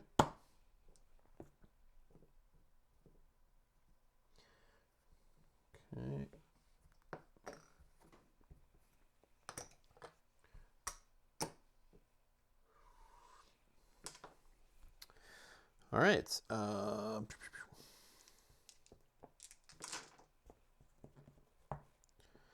Okay, let's go on to reward phase. So we get a loot. No, we don't. We get a progress, though. And we get 2 training points. I definitely want to try for attack. And I'm thinking cut. I probably should go for health, but with the problem with this set, having the beasts, is they have those guys, I can't remember the word, but they are dodge. This unit's HP cannot be reduced with attack dice. So if I don't have an answer for that, I gotta just wait them out and hopefully survive till the later rounds. I should lose the Fortunate Discovery because of the flea. Oh, if that's the case, I forgot about that. I would just spend it and just go up to 3 on here. That's easy. I would just have done that for sure. Flea. Remove this unit from the battle mat at the end of round 2 and 5. If this happens, closest opposing unit with loot must discard 1. Yeah, so I would have just done on my first turn. I would have just spent that to not have loot. Yeah. Yeah, I didn't know that. Forgot all about that thing. Yeah. Okay. So the training points, yes. So attack, having 1 attack sucks, but if your attack's the only way to hurt guys and you get the dodge guys, you're in trouble. Also, not having another skill die if you get shocked means you lose your hydro valve and you can't roll anything. So you kind of have to like get those covered. Take cut dice to improve your attack for me is an awesome die. Yeah, it is fun. It is fun. Your dex is probably too low for second attack. Really? I don't know, man. This guy I find has like always 2 or 3 dice locked up here in the active slots. So I feel like you got dex. I know with this stupid die it kind of cancels that out, but 2 attack, hydro die, cut, leaves you with only 1 defense. I see. Okay, well, so I'm definitely going to take cut, and I'm going to try for defense then. And the reason why I try for defense is because that gives me more at the start of the round, because 5 halved is 2.5 and you round it up, so I can get an extra defense at the start. So that can help you when you start fighting 5-point baddies from being one-shotted or losing any health sometimes, which is nice. So that's the way I'm going to choose to do it. But I feel like attack. I don't know. Just sucks not being able to take out guys in one shot, especially 1-pointers. But I know cut can kind of help with that, but it's also can miss and it's slow. But yeah. All right, so we're going to try for a defense, which we'll probably miss. But more health would be great. Yeah, it would be, but I'm going to do the defense thing. I'm going to try it a little different here. And we'll re-roll this one. And we get it. So we get +1 defense. And I'll never upgrade my defense again for the rest of the playthrough. 5 is bananas. But it gives us an extra defense at the start of every battle. Locked up there, which I think is great. Gasket's not a super attacking character. Yeah, I understand that. I did play him yesterday, George, in a 1.5 playthroughs. Just trying to get used to it, make sure I had a feel for what was going on. So I didn't make the stream go 6 hours and be totally lost. But yeah. So that's the first training point. Second training point, we are going to go with cut, which is a fun die. Okay. So let's go on to the next reward phase, or recovery phase, sorry. Recovery phase. Let's just heal. And that's that. On to day 3. And we'll grab our first. Oh, fun times. We got a Tyrant encounter already on day 3. Dragon Force. The poor human never stood a chance. He flails helplessly as Volkash's tail sends him sailing into the rocks. Her rainbow flames follow soon after, leaving nothing but his helmet. The ruler of Elder Point roars, her head pointed to the sky. Another foolish human gone. Why humans obsess over dragon slaying is a mystery to the other creatures of Daelor. Fresh dragon scales may be worth a small fortune, but at the cost of running your race to the edge of extinction? Perhaps the helmet could be put to good use, but evading Volkash's fire will be tricky, and we aren't the only ones with eyes on newly ownerless headgear. All right, So, wow. So both combat, both land. Both land. So let's see here. Okay. First one, deal with the opposition. So no bonuses from either choice other than this blue loot text down here. So the first one is deal with the opposition, battle queues, baddie points, and then you add number of mechs equal to party size. So we're just going to add a mech to that. So we're on day 3. So it'd be kind of like a 6-point baddie queue, sort of, like 3 1-pointers and a mech. So 4 baddies. At the start of each round, Volkash unleashes fire down upon a single battle mat lane. Roll a d6 for lane number. And L1 and lane 1 and lane 2 are also on 5 and 6. So lane 1 and 2 are the more likely lanes to get hit in the middle. Fire does not reach lane until end of round. When it does, deal 3 damage to all units in lane. Or head for the helmet. Battle queue equals baddie points. Add number of mechs equal to party size. At the start of each round, Volkash ignites strongest unit on the battle mat. Reduce HP by 2. Choose a Gearloc to wear the helmet. This Gearloc is immune to that attack. If Gearloc wearing the helmet is not defeated, treat this card as loot. Dragon skin helmet. This unit is immune to Volkash's Tyrant die. So we ignore this because we don't get the benefit from loot. So even if we won this second option, we would be no better off in the final battle with this. But we could still choose a second option. And I'm assuming the rules text of choose a Gearloc to wear the helmet, this Gearloc is immune to that attack. So I think that still would apply to him because that's not loot. That's just like the rules text for the scenario. Yeah, this isn't loot until you win, which is interesting.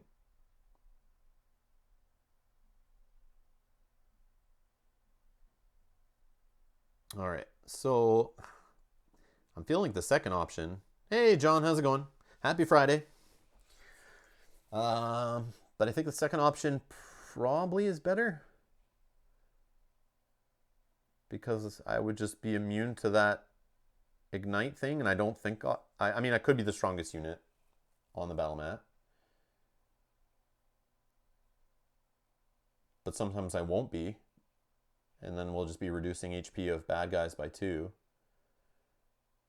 Yeah, I feel like I'll just go with the second option. So I'm immune. All right, battle queues, baddie points. So we are on day 3. 3 1-pointers. And then we're going to add 1 mech. And they go to the bottom of the queue. All right, so let's load it up. So another Minikin Monkey. He's 3 health, already bigger than me. That's great.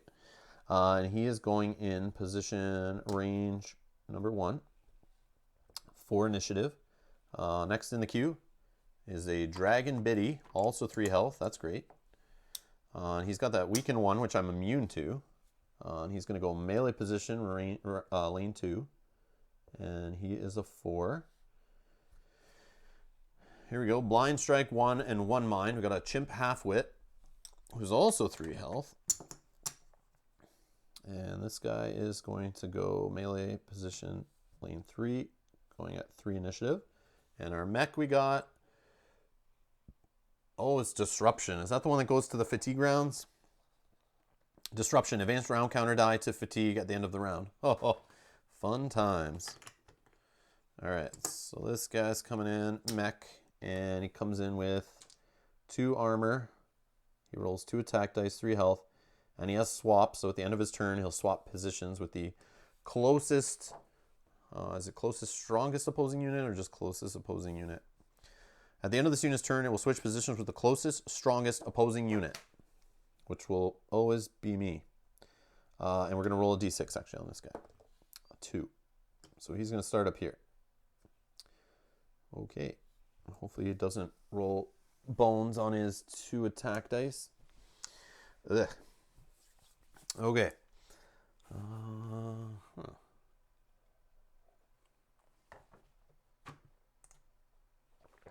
All right. So let's see here. We are going to go roll our dice. We're going at 4. Top of the order. I like this so far. Rolling 4s and I'm at the top. Feels good. So where should I go?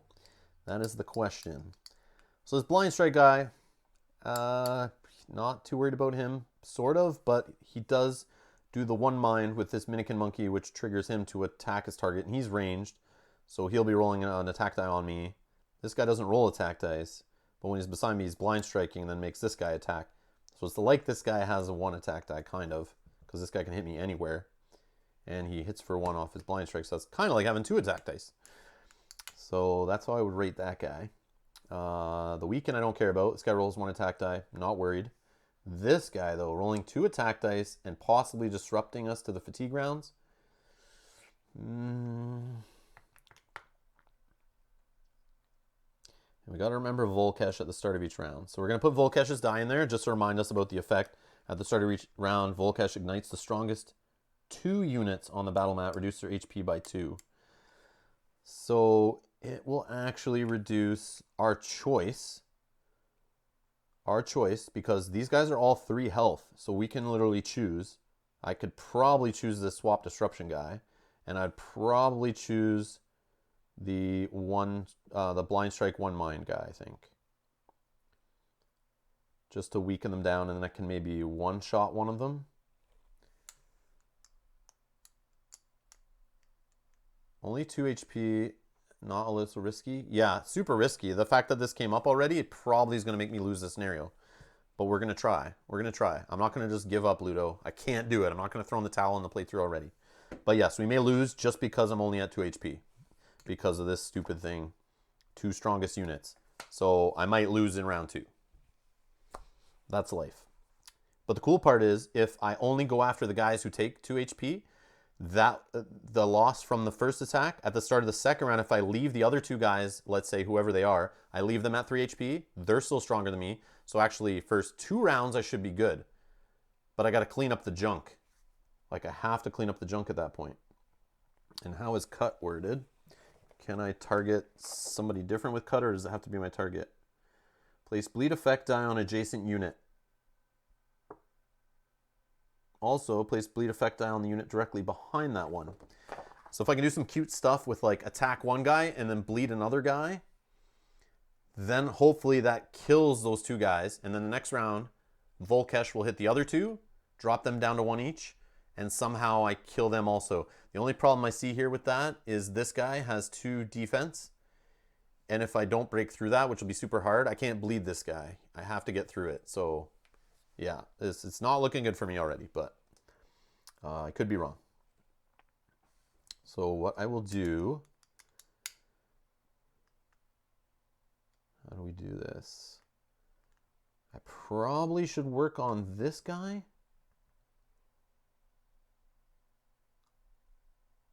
He's going to swap with me too. That's going to mess things up.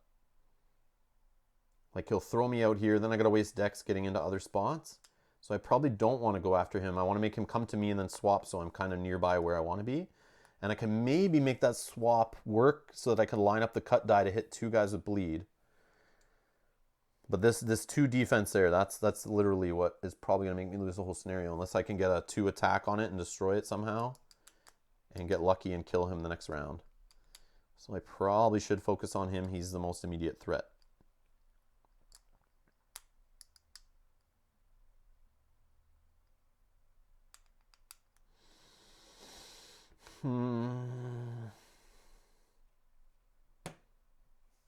One, two.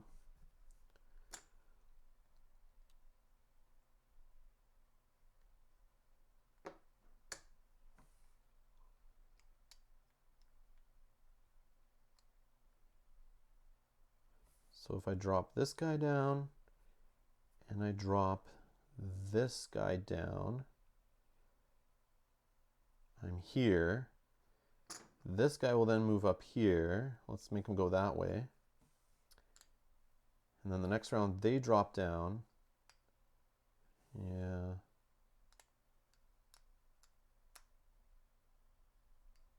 And then the next round, it'll be me dropping down. Yeah, I don't know if I'll be able to do this.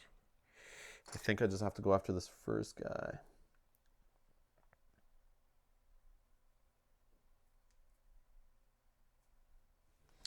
Yep, I think I'm going to start here. I'm going to start here.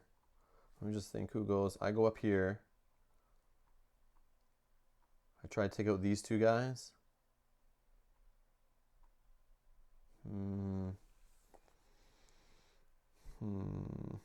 Yeah, this is why I wish I took attack instead of defense. Just for this exact situation. This is what happened to me in my last play. This George, this is why I said I needed attack. Yeah, it's a little frustrating. But yeah. Because stupid mechs. Mechs are rough when you have no way to really get through their defense. They just like can make you lose. Alright, so let's do Volkash, start of the scenario. My start of battle stuff. So let's put up my Hydro. And anything else? Oh, my defense, yes. 1 and 2. Okay, so it's Volkash. I'll do 2 on this guy. And let's do 2 on this guy.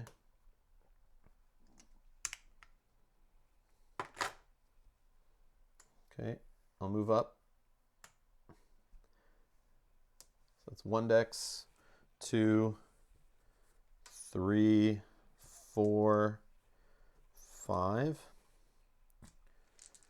My target is going to be the mech. Hopefully roll 2 attack here. Would be amazing.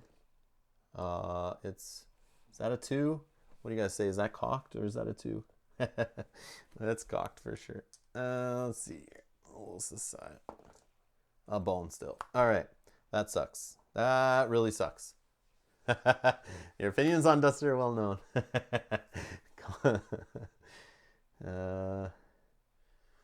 Let's see. George says, when did you decide that encounter text doesn't apply to Gasket?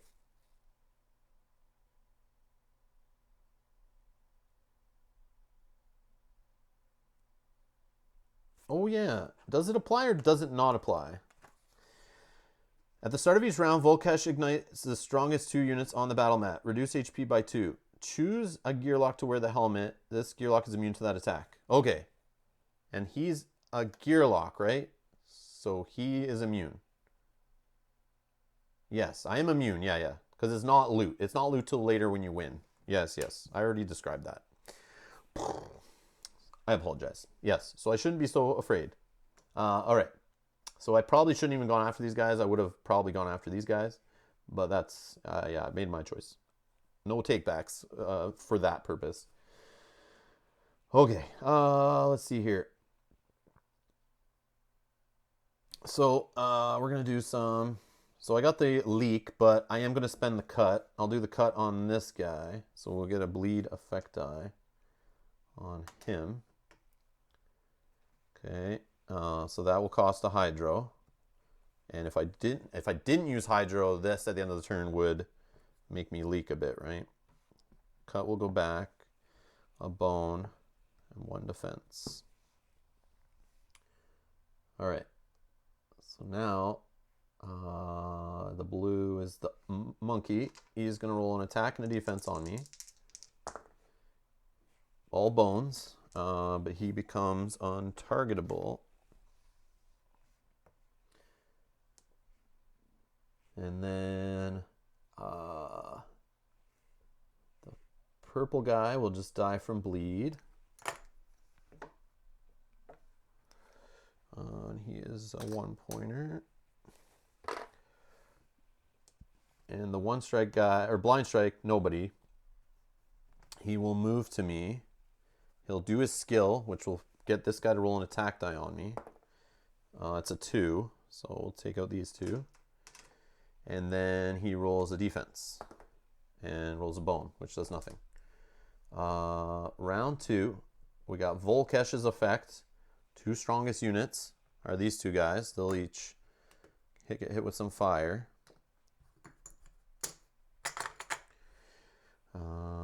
And then it's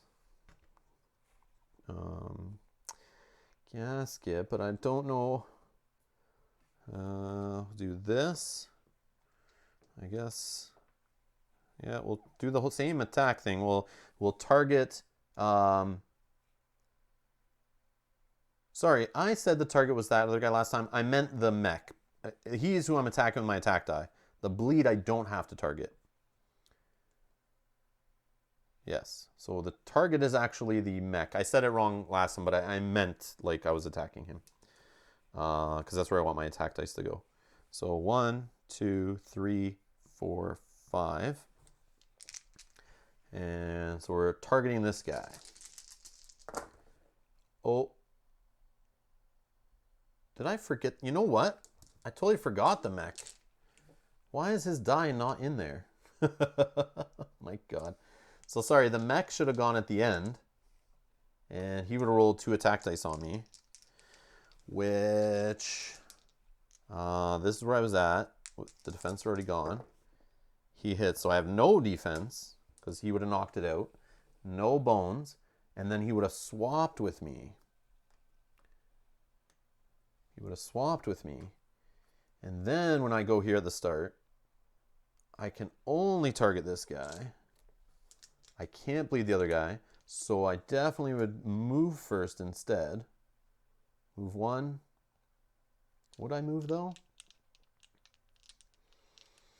Would I move? I don't need to, right? I can attack from there. So yeah, we'll do the same. Yeah, we'll do the same. But I don't need to roll the bleed die then, because I can't bleed that guy. So let's do that. All right, 5. Yeah, we'll just attack the mech hound. Oh, I don't have 2 defense. What am I doing? What the hell? It's defense I needed. All right, so I'm all thrown off. So backup plan, backup plan. I can't hit this guy for some reason. And we drip. Yeah, only roll 1 attack. I meant to pick up, but I have like all my defense and attack are like all just sitting here in a pile. So I grabbed the wrong one. I thought I grabbed the defense. Thank you, Dragon. Oh, man.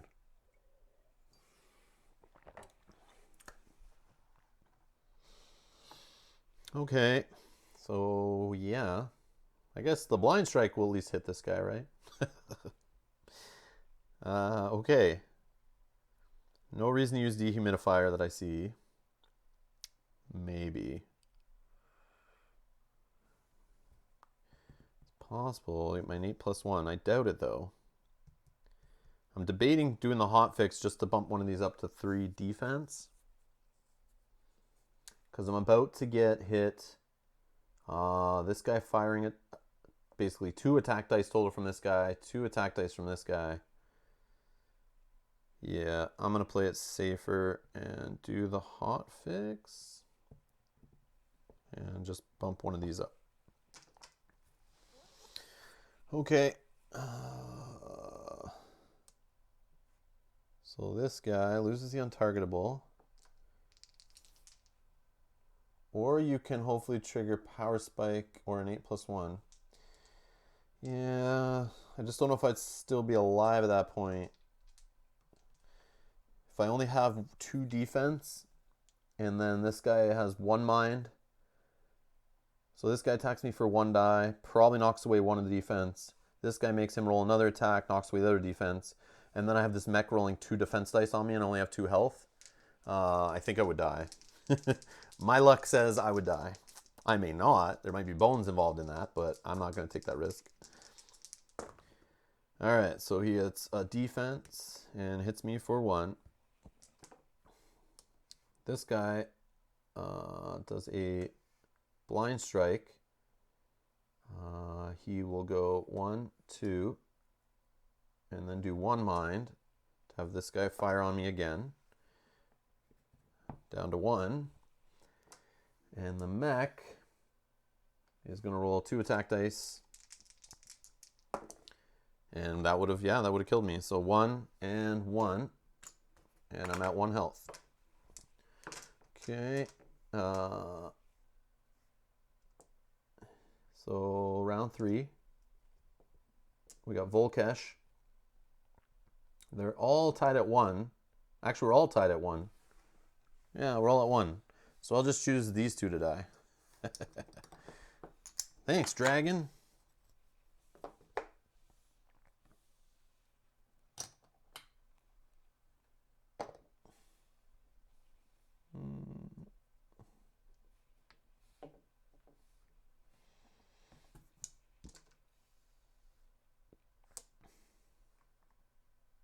Oh, I forgot the swap.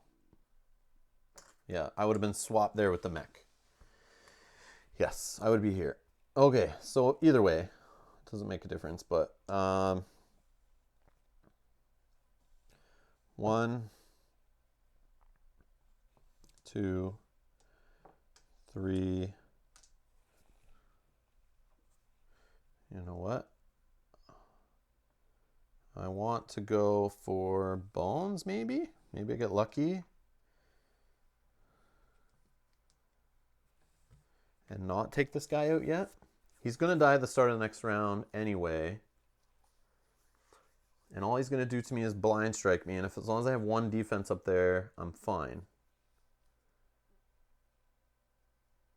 Oh, and I think I forgot to roll his defense, actually. So let's say it's a 1. Was the dragon doing 2 true damage to the strongest? Oh, he is... It's igniting. So it says reduce HP by 2, which like is true damage, basically, right?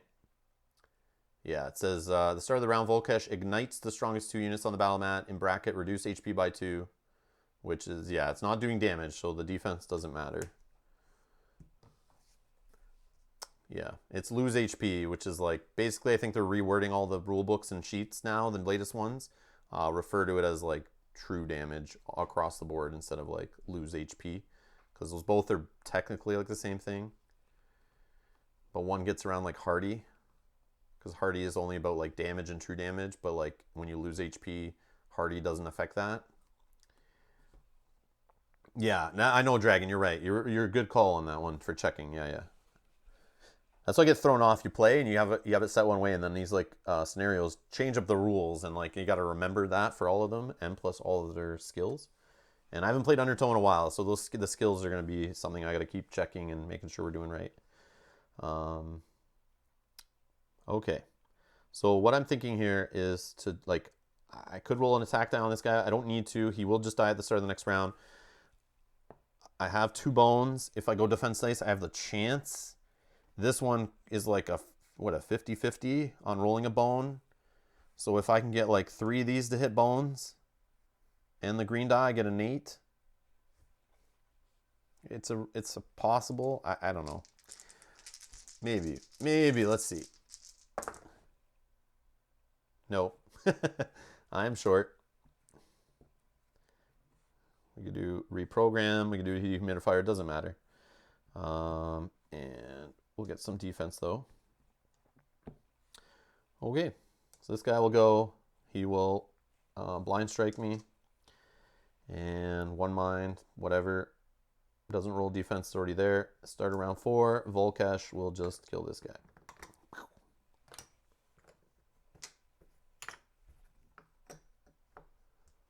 Whoops. And we go back with 1 health.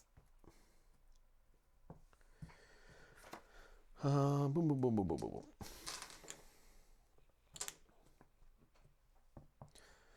Okay. So we get a progress. We get a loot. Tar, sap, and twine. We don't really care. Just make sure it's not heavy or anything like that. Nope, it's just regular loot. Okay. And then 2 training points. Now, health is 1. Whoops, cut should be here. But I'm going to go for an attack. I'm going for attack. Yep, we got it. Okay, and we'll go for health. And in recovery, we will just heal. Okay. Yep, that's what I feel like going with there. I think we're going to do it that way.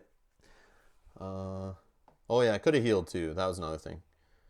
All right, so then we're going to go to day 4. Hopefully it's not another Tyrant encounter already. Stupid Volkash. All right. The best defense is a good offense. Entering the settlement, I can feel eyes on me immediately. The hidden cave is full of paranoid Gearlocs, weary looking, seemingly afraid to talk. They're building machinery, and while no sentries watch, they appear to be working against their will. Seeing Gearlocs in this region is bizarre, and they seem to be well aware that they don't belong. Are they in hiding? Held under threat? Maybe the makeshift shanty at the back of the cave holds answers. Armaments are everywhere inside, perhaps for Nobulus's machines. Even a working prototype stands awaiting for instruction. As the mechs crash through the walls with me in their sights, I attach one of the more advanced pieces to my arm. All right, so it's land. We're on land already. Seems like a weapon of sorts. The prototype arm successfully fuses with your arm temporarily. Battle queue baddie points, and you include 2 mechs. So we're on day 4. So we would only be able to take 1 mech and a 1 point baddie. That doesn't seem too bad. And your attack and defense stat are linked and can be used for either stat. Example, 3 attack plus 1 defense can result in a roll of 4 attack dice, 4 defense dice, or any combination between. Oh boy, I only have 5 decks, so I can only roll 4 of the dice, but I could literally roll 4 attack or 4 defense. I'm like loaded here. Oh, I do keep the card as loot. Thank you. Thank you, thank you. Yes, yes. Yes, yes. So I could throw that away, right, for power converter, or for setting that die to get my innate off Hydro Valve, possibly. Thank you, Cohen. Thank you so much. I forgot. Because in my head, I'm thinking, like, loot doesn't mean anything to me, and I don't care about that part of the card. Quiet, George. Quiet. I know, I know. I didn't know. I hate these encounters. They make me look dumb because I picked the wrong thing. But I wish I had it anyway. So now I want to go Dex. I'm going Dex next, I think. And then skills. We'll see. All right. So that is cool. The second one, though, to get some extra loot, which I might go for to try to get my innate +1, which will allow me to put 5 defense up at the start of every battle. That'd be amazing. Seems like a controller of sorts. Wait, how do I pause? I need to invert the y-axis in the settings. Video game reference there. All right, BQ baddie points. Add Abomination prototype 3 point to the bottom of the queue. At the end of each round, you may take a turn for the Abomination prototype.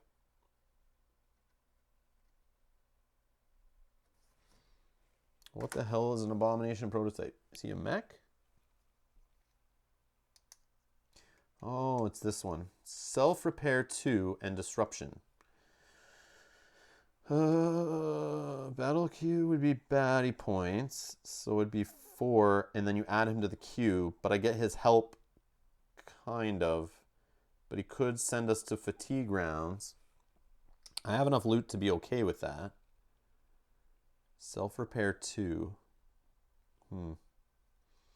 No, I think I'll go with the top one. Let's keep it easy. Let's keep it easy. Yeah. I mean, extra loot, though. Extra loot. All right. Yeah, we'll go with the top option. And what we'll try to do here is we'll go crazy with defense dice, and we're going to try to get our innate +1. I think that's my goal. All right, so baddie queue, baddie points, including 2 mechs. So the mechs will go on the bottom. We only can get 1. We're on day 4. And then we'll throw a 1 pointer on top. So that's our 4 points. All right, so that's that. What am I doing? Let's throw this here. Okay, so let's fill up the mat. We get an equipment guy. And that's a 2. And a 2 says, increase HP stat by 2. Oh, these guys are annoying. So they're going to be 5 health. 5 health going on lane 1, melee position, 3 initiative. And the mech is going in starting. Oh, it's our Abomination prototypes making an appearance anyway. 3 health, and he is going in starting position 3. Second marker, and also at 3 initiative, if I can find it. And we're going to go with Gasket, rolling a 4 again. Man, I'm hot. I'm hot. All right. And put ourselves self-repair 2 and disruption.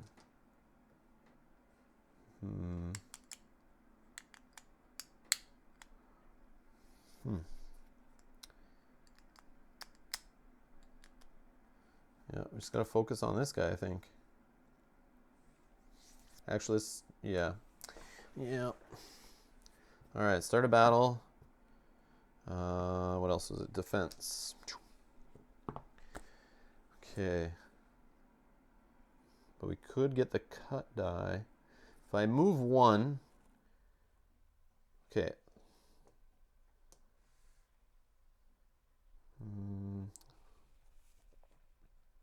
I'll move 1,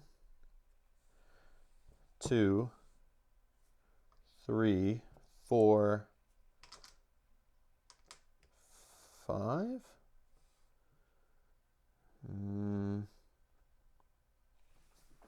This guy rolls 2. He just self-repairs. That's so annoying. I hate these mechs. You know what? I don't think I'm even going to attack him right now. So you know what we'll do? We'll start here. I think. We're here.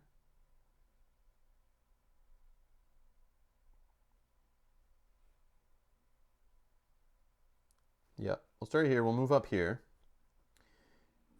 And be on that side instead.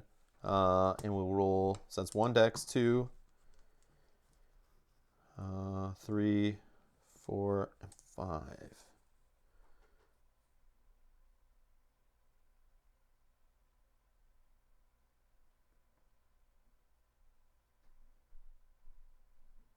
Yep.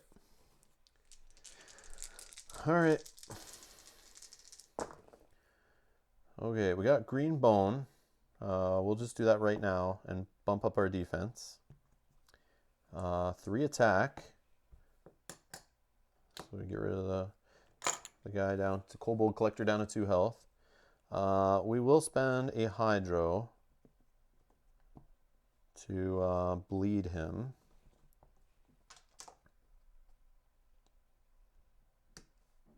Okay. And this guy will go bleed 1. And then he will roll an attack and a defense.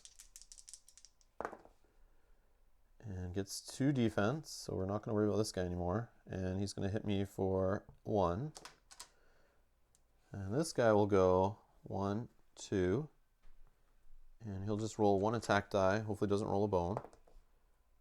Oh no, sorry, he doesn't even roll attack. He doesn't roll attack. He doesn't have a target. Wake up, bro. Wake up. All right. No attack, no attack. Okay. So yeah, he just moves 2. Can't do anything. Self-repair, he's already full armor. Round 2. Gasket.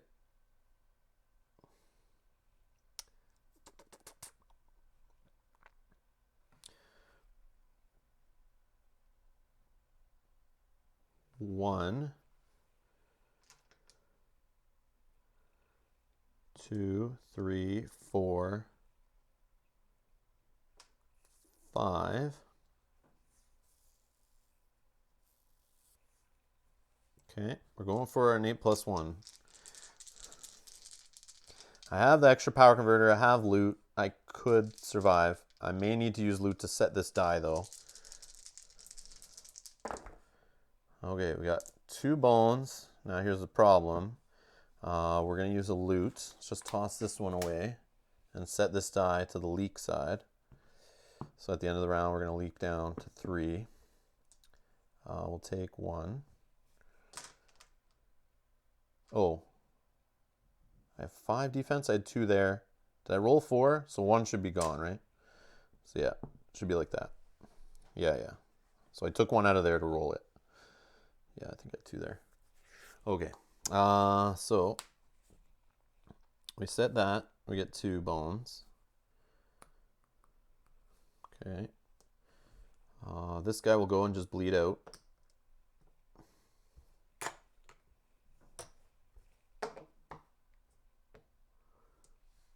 And the mech will go.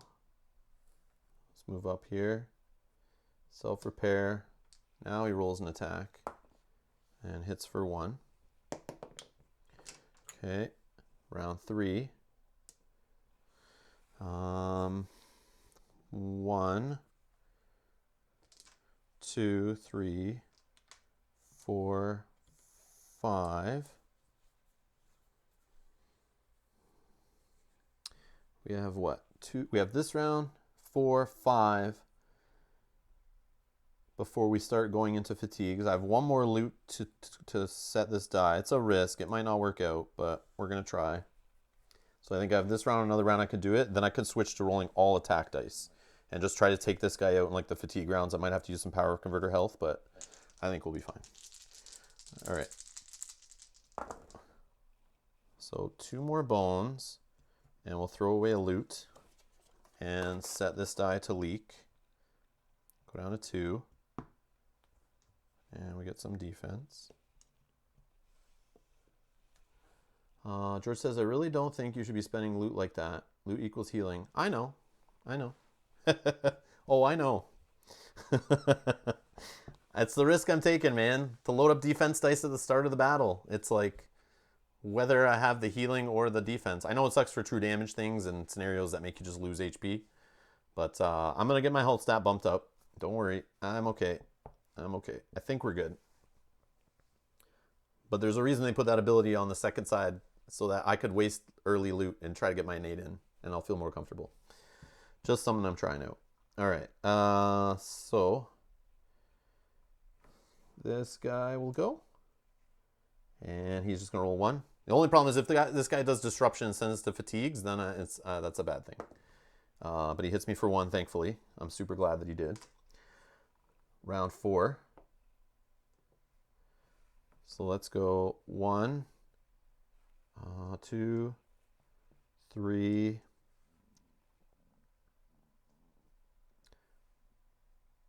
4, 5. Oh, I have 5 defense? So I have to pull 1 out, right? Yeah. 1, 2, 3, 4, 5. Defense is going to be pointless on Tyrant attack. Does he not roll white dice? I think he rolls 3 white dice, right? So that would be... Does his attack dice become true damage? I know his attack die, like his Tyrant die, does true damage, but only like on 1 side out of 6. And you're assuming I'm not going to be at 6 on my health stat by the time I get to him. And not have more loot. Like, I'm only on day 4, right? I don't think I need to worry about Tyrant right now. But I could be wrong. We'll see. I'm trying something different. I'm trying to have some fun with Gasket. Try some different things than I did yesterday. Just to get a good feel for him. But yeah, we'll see. We will see.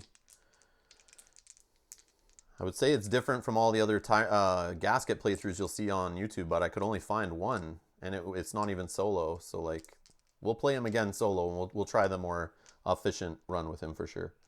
In a different Tyrant. But yeah, he rolls 3 attacks. So like, I think defense when he goes first, because he goes at 5 initiative, I go at 4. Having 3 attack dice rolled on me, I would prefer to have 5 defense up rather than less 3. Like, I think that's good, because then I might be able to go 2 turns where I don't have to go heavy, try to roll defense to get more defense back up there. So I think it buys me some turns to be more offensive. But that's just the way I like to play. But I'm not a Gasket pro by any means. Yeah. Spending 1 loot for an 8+1 is good. 2 is so-so. Yeah. I'd rather go hard fight. Yeah, going with so much loot is 12 healing, and the Tyrant fight makes it like easy mode 2, right? So it's like, I don't know. Just being able to ignore every time he does true damage, basically. But we'll see. We'll see how it goes. That's part of the fun. Pushing your luck. Okay, so we're going all defense again. And there we go. So we definitely, 1, we'll take the green now, fire these off, flip Gasket, an 8+1, and we even have 2 more to put in. Okay, this guy will go, he'll roll 1 attack, and boink. Okay. Round 5. Now we'll use all our attack. 1, 2, 3, 4, 5. All right. 1, 2, 3, and a bone.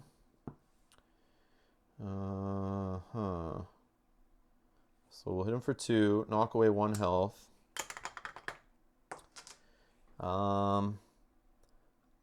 We're gonna leak, but I could use dehumidifier, which I feel like I should. Or I can get up to power spike and possibly win that way. But then again, I don't want to go down to 0 on this. I'll hold. So we'll leak down to 1. And we did that. No fun allowed. Must play perfectly, says Adam. Must. George, yes. I know. Sorry, George. I'm sorry some of my decisions are making your skin crawl. I know. But I like trying out, like the first time with the Gearloc, I want to try to like just see. Gasket seems more fun and a little more safer. Like Tink, for example, I think there's less chance to mess around with him solo because he's supposedly more difficult to play in solo. Like less room for error, especially on like legendary difficulty or whatever.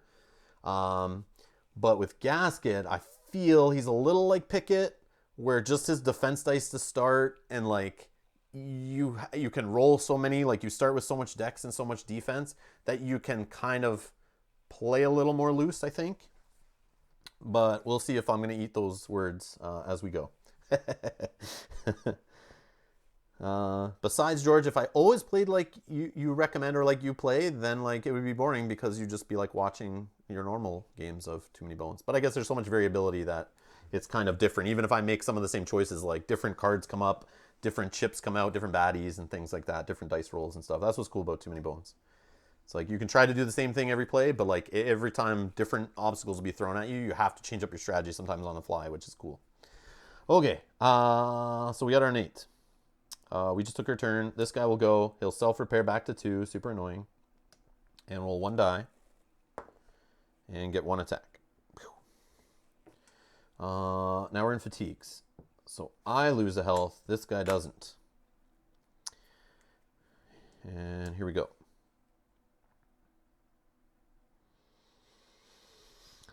1, 2, 3, 4, and 5. Maybe we get the power spike.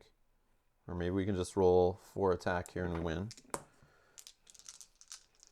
And George says, Gasket's a beast as long as you increase health a bit to have margin for error. And I know I'm playing a little low on the health because yesterday when I played with him, I got him up to like 4 health.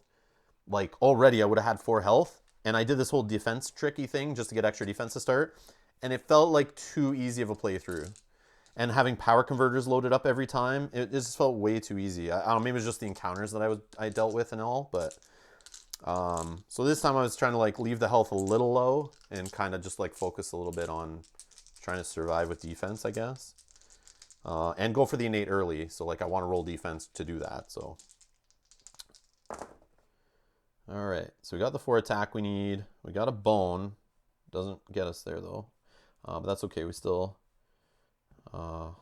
hit him for 4. So 2 on this, 2 on health, and we defeat another mech. And we didn't even have to use a power converter health at all. Like a boss, that worked out good. So we only lost 1 health, and I'm okay to waste a recovery phase getting that back. And at the end of the turn, it ended right away though, but we would have gone down to 0, but that's fine. We're close enough there.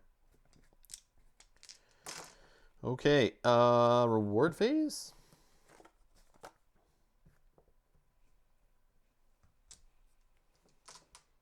Keep us at the edge of our seats.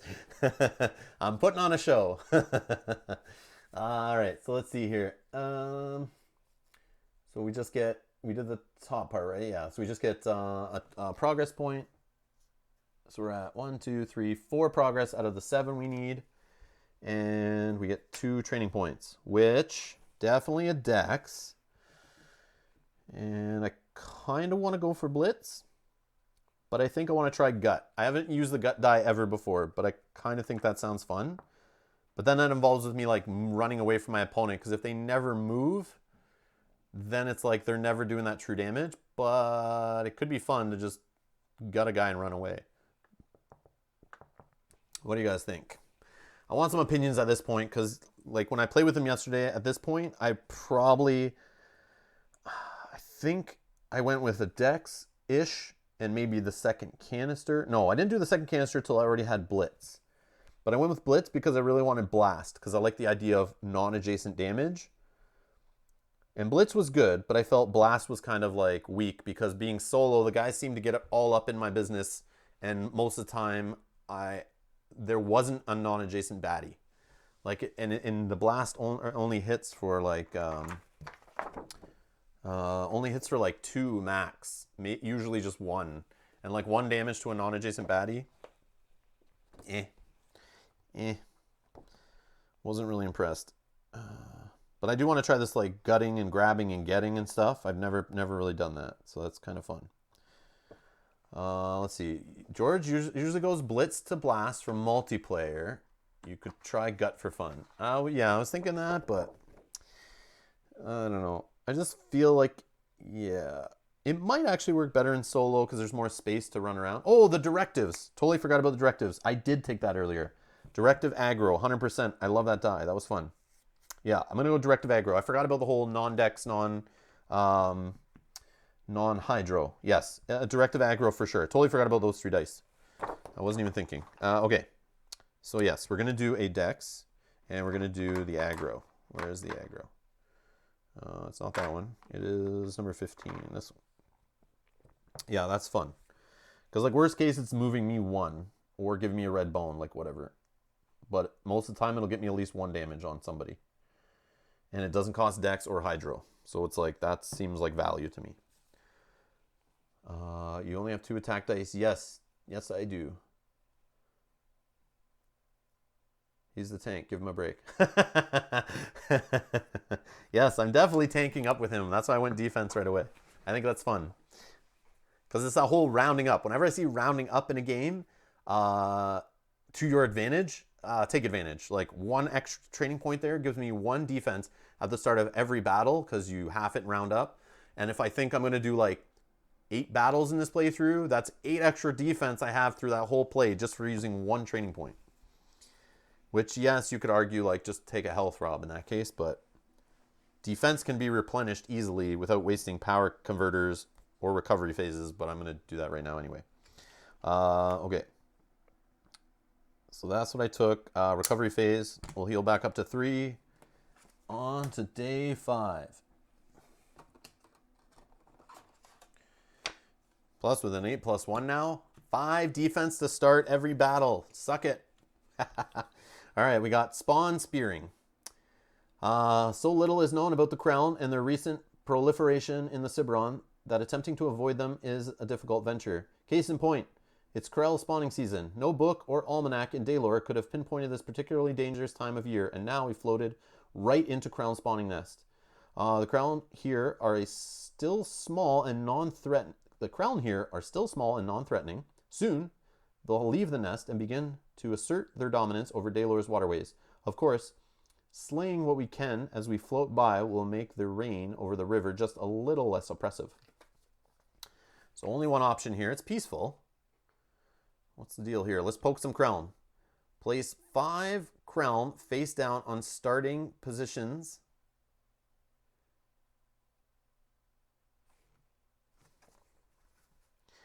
So, okay. So 5 Crown face down on starting positions. Set aside 10 attack dice and 4 defense dice as spearing dice. Choose a Crown. But before revealing, commit an amount of dice to it, reveal the Crown, and roll committed attack and defense. If number values on dice are equal to or greater than the Crown's HP, it is speared.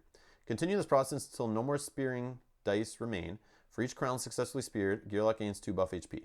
Okay, so we win no matter what, but let's have some fun with it. So let's take our Crown and mix them up. And let's go 1, 2, wait. I think we got to roll dice, right? Yeah, let's roll dice for each one. So let's just line them up here. So first one starts on number 5. Second one, number 2. Third one, number 1. Number 4. Number 2, but we'll go to 3. All right.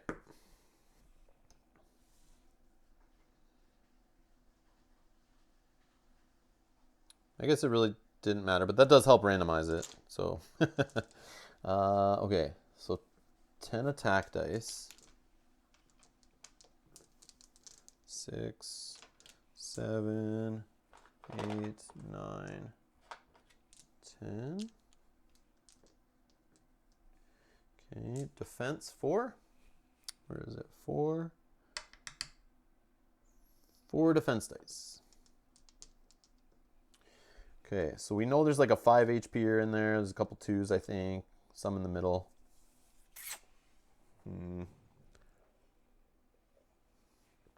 All right. So choose a crown, but before revealing, okay, commit an amount of defense dice, an amount of dice to it. Yeah.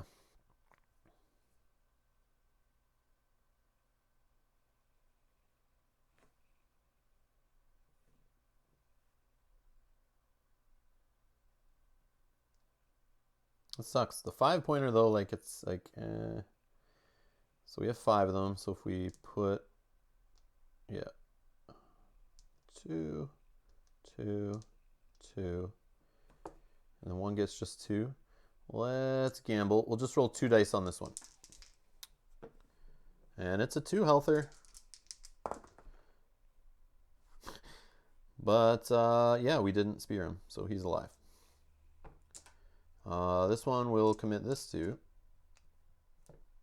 It's a 5 health, so I don't think that's going to happen.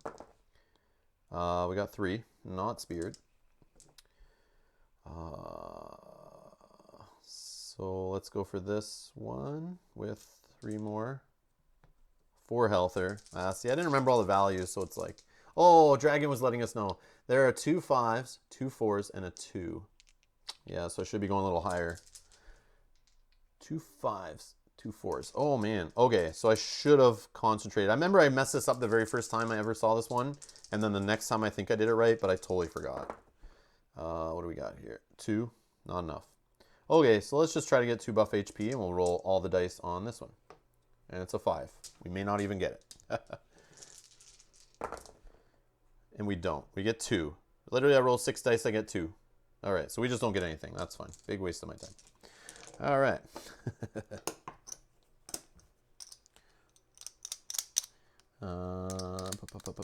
So no buff HP. That's fine. But we're all in it for the training points. So that's all I care about. So progress. Training points.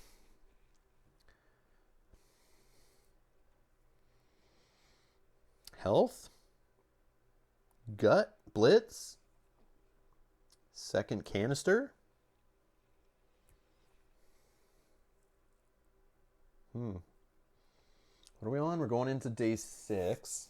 I feel like I need more offensive power. So I feel it's either blitz or... what does utility do? Oh, it's just the grab or the buzz one? Yeah. Okay, so I'm going to go with... At some point I need to take my secondary canister, but I don't think it's yet. All I have is 1 skill die right now. Also, going with another health would probably be smart. I'm going to go with 1 more health, actually. Let's just play a little smart. Should I, though? I have all that defense still. Jot's here. Late again. Hey, how's it going? Maybe health? I don't know. You don't need a second canister until you get a second Hydra skill. Agreed. Agreed.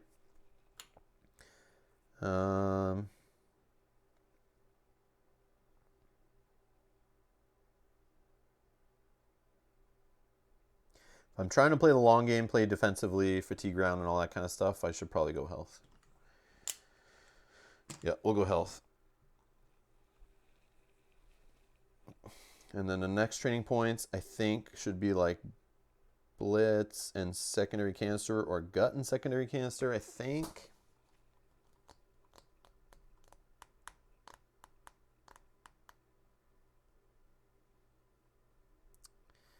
Yeah, okay.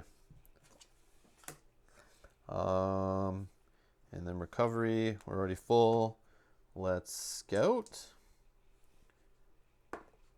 Let's get a 1-pointer. Blind strike and dodge.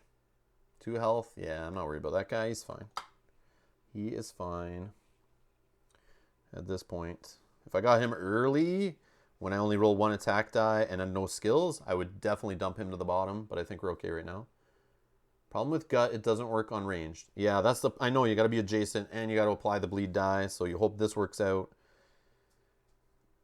And then to get the beauty of the true damage thing, you got to, like, run away from the guy so he moves after, and that seems like a waste of dex. I'd rather be using that to, like, just roll more dice, right? I'd rather just stand there and hit things adjacent. I know you could get damage on the gut, but it's like I'm not betting on that happening when I need it to. Too risky. Okay. We're done. They're going on to day 6, right? 1, 2, 3. Yep, day 6. The dart of something beautiful. It's not pretty. Limbs blasted off, spinning gyroscopes exposed, and neural wiring a smoking mess. Exposed a neural wiring a smoky mess. But the darter mech is now mine. It was tough. It was, touch and go with my limited tech knowledge, but this nasty looking Franken-darter is beginning to spark and belch to life. It's alive. So many options. I could program it and mow my opponents down to size, or I could load it with explosives and blow the next camp to pieces. Maybe I could even ride it for some extra mobility. The possibilities are endless. So we only have one option. This is land. And the mech is mine. Battle cube, baddie points, add 5 points. We are on day 6, so that's 11 points. So 2 5s and a 1. Okay. Gearloc has surprise. Gearloc has surprise. So I'm going first in the queue no matter what. Place mech. Oh, okay, so let's do this first. Let's load it up first. All right. Oh, no. We got a 1-mine guy here with dodge. A chimp sentinel. Maybe I shouldn't have kept that other guy. And he's going in melee lane 1. 6 initiative. If I can find the 6 on this thing. Okay. And then next. Trap and blind strike. So trap, I think I had to roll a die or something here. Lane 2, he's going at 4. And trap is lane encounters only. The first Gearloc to enter the battle map must roll a d6. I could have a gas trap. Yeah, we'll do that in a second. All right, let's see. Last guy, 2 health. And he is going at number 4 and lane 3 melee. Okay, Gearloc has surprise. Where are we going?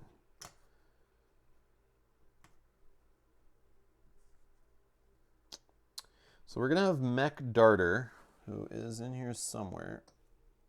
Nope. Nope. Oh, no, Spiderbot 4.0. Mech Darter. So we'll shuffle these 2 up. So Mech Darter comes out at 2 health. His self-repair 1 and swap. Okay, he is the one that comes in with 3 armor.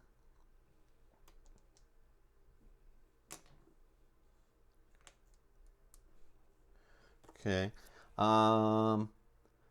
And you place him on the battle mat, Gearloc starting position, and use it as an ally for this battle. Use a d6 for darters, any. So, man, they're all beast type, I just realized. Man, this 1-mine stuff is going to be super annoying. So this guy rolls 3 attack dice, though.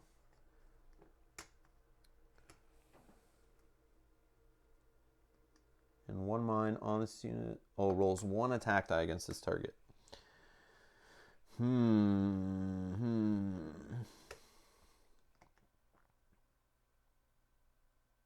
two of them are dodge, so I gotta like bleed them. Oh, I really wish I took that blitz die now. And then that means this guy, he has one attack die, but I can choose an extra skill for the darter before battle. So I can, darter has +1 attack stat. I can give him blaster. I can give him bomber. On his turn, darter may self-destruct, dealing 3 true damage to all adjacent units. That's probably the one I should go with the way it looks right now. Or bolster. During any Gearloc's move phase, it may board, does not cost dex. Darter, if adjacent to it, place the Gearloc on top. While here, movement does not cost dex. At the end of each move phase, Gearloc must disembark adjacent to it, does not cost dex. I need to win this one. It's got some 2 train points. Let's see. Okay. So if I got the darter and I want him to blow up, I feel like I should put him like here and hide on the other side of him. And he goes at 4. Oh yeah, I should roll for the trap. So it's a 3. And that does the trap at 3. Cannot use skills during round 1. Oh, okay. Use disable effect die as a reminder.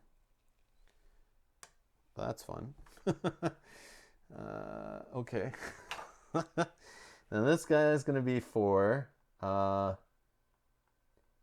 question. He's an ally, and he's going at 4. Do I get to pick where he goes like this, like a Gearloc? Or does he just go at the bottom because he came in last like a baddie? I feel like it goes like that. Because it just says Gearloc has surprise. He is not a Gearloc. He's just an ally. So he definitely doesn't get surprise. So he doesn't start up here with me. I feel like he can go there. But I don't know. This is kind of weird. Use D6 for darters and initiative. No lane marker. Yeah, I would think pick 2, but he's just not a Gearloc, right? So it's like I don't know. But he's an ally. Like, what does that mean for me? I don't know, but okay. I'll put him there. Okay. So I can't use skill dice. So I literally can't roll any dice, right? Because I can't roll my hydro valve. Worst trap ever. Yep. Cannot use skills during round 1.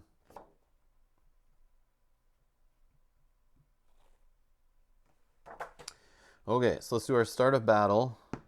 Oh yeah, what are we picking for the darter? We're going to blow him up? I think we blow him up.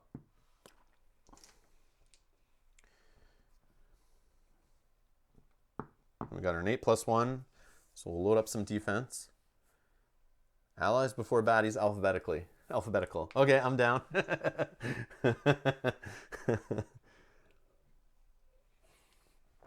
I can get behind that rule.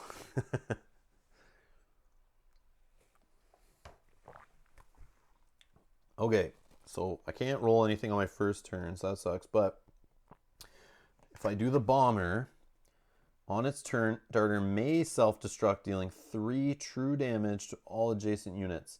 Oh, that would hit me too. I didn't even think of that. So should I just start here to not be adjacent? Oh, but it's on its turn. I could do it after it swaps, right? Yeah, let's do that. Yeah, so it doesn't matter because he'll swap, right? He'll flip with this guy as the closest, strongest opposing unit. So he'll end up between these two guys and then hit all 3 of them. Amazing. Yeah, so we'll just do that. Yeah, I won't still be beside him. Okay, so on my turn, I will literally do nothing because I can't roll this skill die, which doesn't allow me to roll dice. Because as we know from here, where is it? The use of, where is it? The use of Gasket's Hydro Valve is required in order to roll dice each turn. So if I can't use my skill dice, I can't roll dice. So that sucks. Okay, done. That's gone. All right. This dodge and one mind guy. Okay. So he is going to attack the mech for 2. Attack, 1 defense. Oh, actually, first he makes this guy roll an attack dice on me. And 1. Then he makes this guy has no target, so he can't roll any. And then this guy will roll. All right, so he gets a defense and hits for 2. Okay, the darter will go. And attack dice don't matter. He'll self-repair. Doesn't really matter. He'll roll 1 attack die on this guy, even though it doesn't really do anything because he's dodge. And then we'll swap. Whoops. We'll swap. And then we'll do the whole bomber. On his turn, darter may self-destruct. Boom. Dealing 3 true damage to all adjacent units. So this guy's done. This guy just goes down to 1 left. And this guy goes down to 3 left.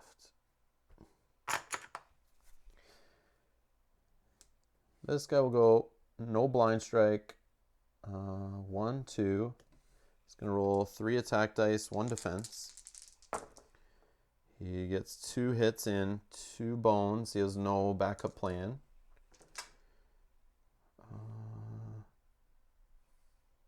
Round 2. Let me get this out of there.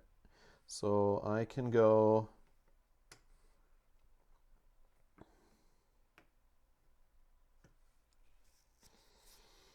One, 2, 3, 4, 5, 6 decks, and then throw this on the side that doesn't cost any decks for an extra little directive fun. I will target the big bad monkey that rolls 3 attack dice. All right, what do we get? We do have 3 attack just to wipe him out. I don't need to bleed him. I can bleed the other guy. Bones, we'll throw this one in to do the bone ability, which actually we'll throw the defense in first. We'll do the backup plan with the hydro, which will let us uptick this if we want. And then this bone will go here after. Let's do 3 attack on this guy to take him out.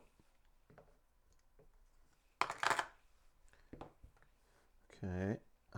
Let's spend a hydro. Where the frick is the 4? Oh, it's under my thumb. All right, so we'll spend a hydro to bleed adjacent guy here. And then we'll hit him with damage to knock away the defense, I guess, off that.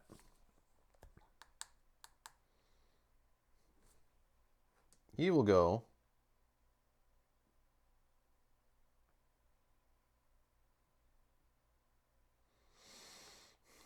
And just bleed and die. Yep. He only had 1 health left. Okay. And yeah. OP gasket. All right. And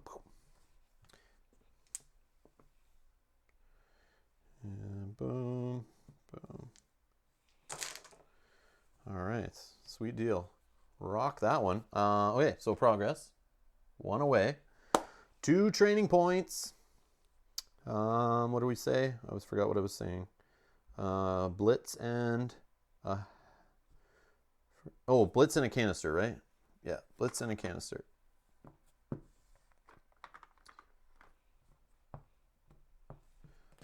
Done. Okay.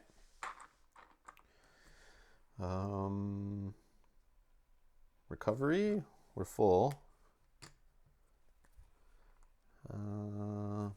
Scouting, I guess. It's crazy. I've not been getting a lot of loot. When I played yesterday, I had like so much loot. And I was even throwing it away for health, and I just had extra. So we can look up to a 1-pointer. Dragon Biddy. Sure, buddy, you can hang out with us. He's a little itty bitty. Okay, day 7.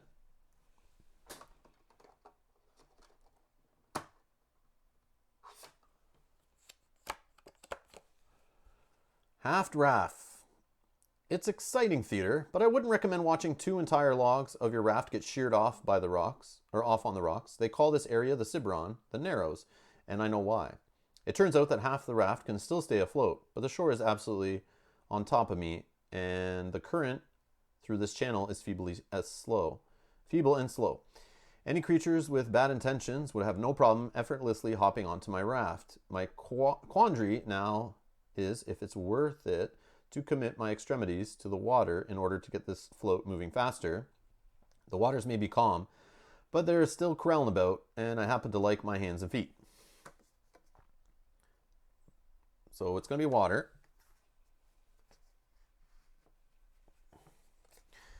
And we can get our feet wet. Battle Q's baddie points, including 2 krellin. So we're at 7. We'd take 2 krellin and a 1-point baddie.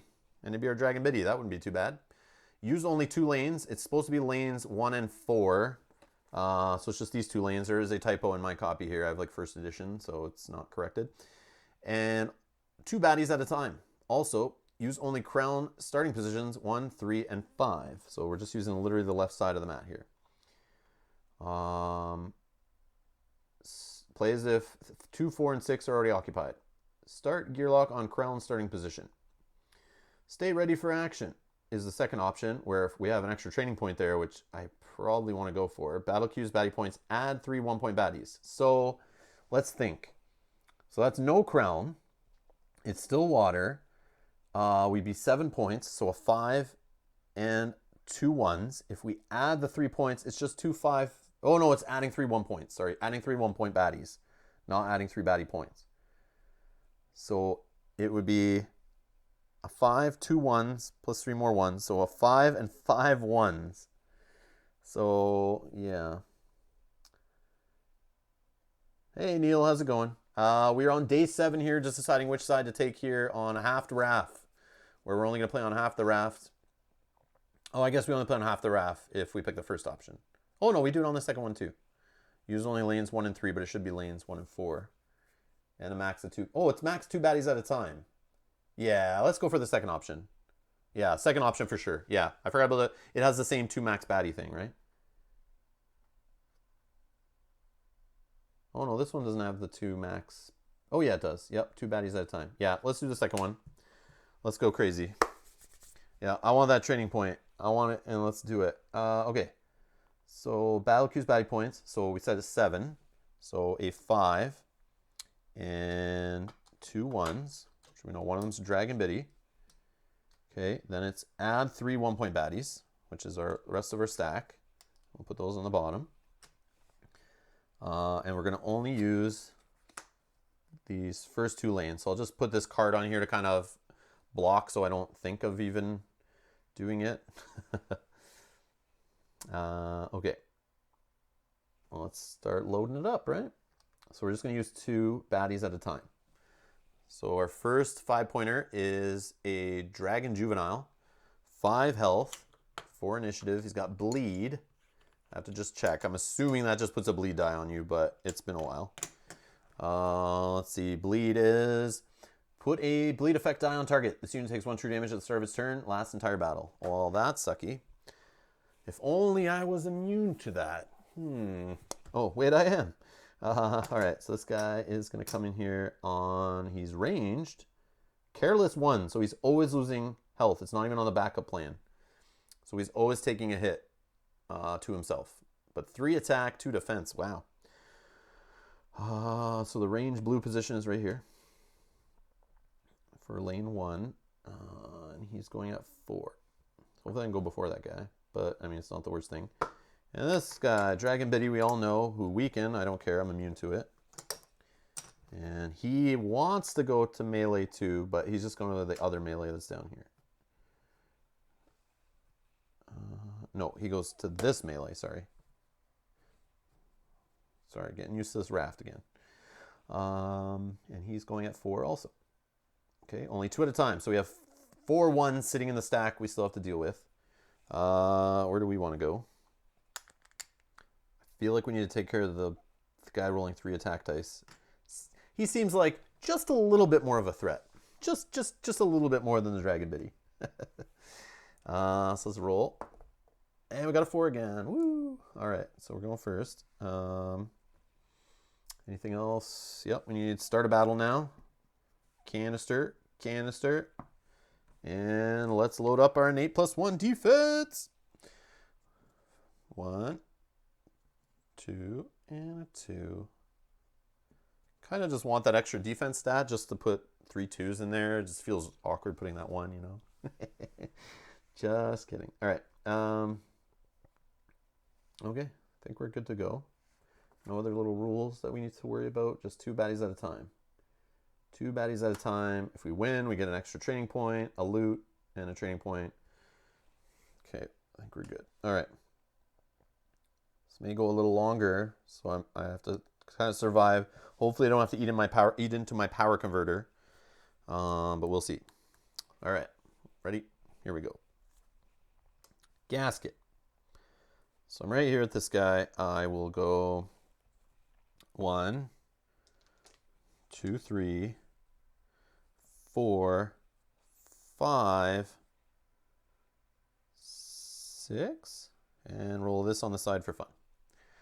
This is why people love Gasket. Like when you're already rolling this many dice like this, it's like fun. Like that's fun.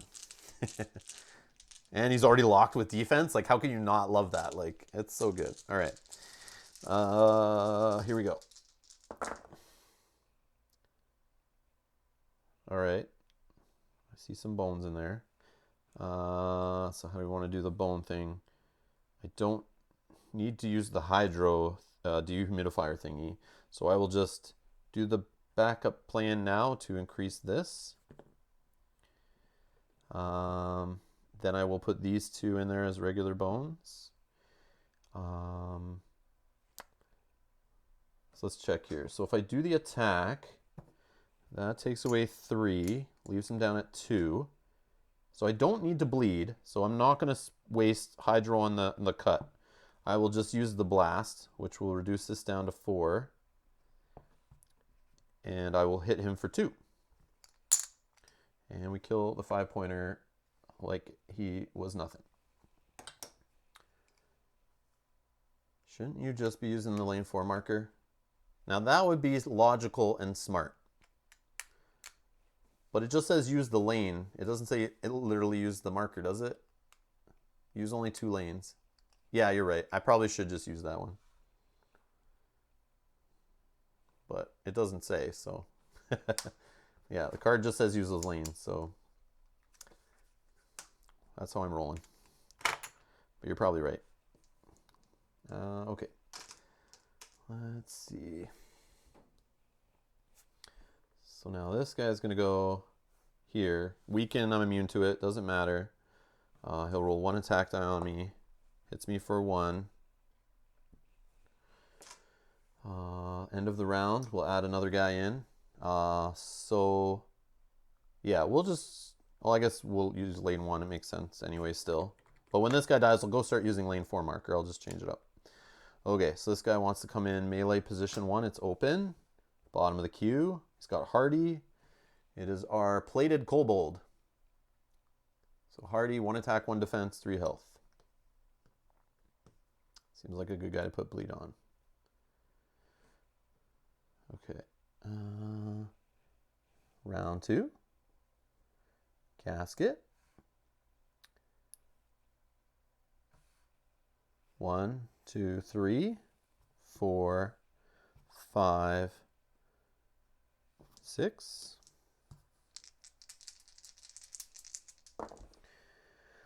Okay, so we don't have to leak because we're going to spend to do the cut. And we'll put a bleed effect die on this guy, and we'll hit him for 1, which kind of worked out perfect. All right, now we'll go on to The Dragon Biddy will just go up here and roll 1. He gets a bone, which does nothing. This guy will bleed 1 on his turn. And he'll roll 1 attack, 1 defense. Hits a 2/2. Boom. We'll take one of those out. All right, end of the battle, or end of the round, sorry. There's nobody to come in right now. The spots are full. We can only have 2 at a time. Gasket. So we'll go after this Dragon Biddy. 1, 2, 3, 4, 5, 6.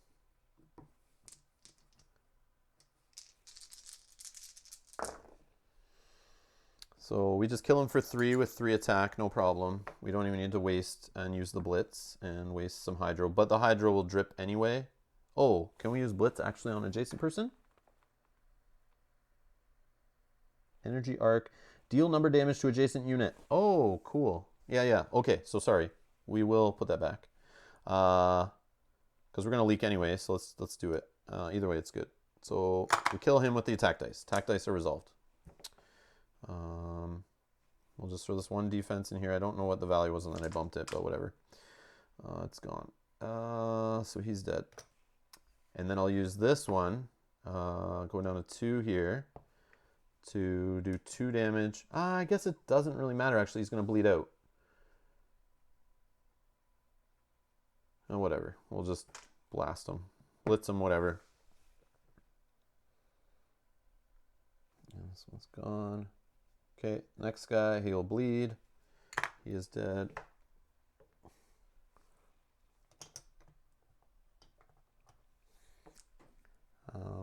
End of the round. Why not stay and bleed both? You know why? Because I completely forget that the whole cut going through guys in a straight line, I forget that's a thing. I totally forget that that's a thing. I never have ever done it, and I always forget it's a thing. Place bleed effect on adjacent unit. Also place bleed effect on the unit directly behind that one, affecting 2 units in a straight line. Also, I wanted to get a hit on that guy with my attack dice so he's gone faster, because I want to kind of get through this queue quicker. So in my head, I was thinking, like, if I hit the hardy guy once with an attack die and bleed him, he's gone in like 2 rounds flat.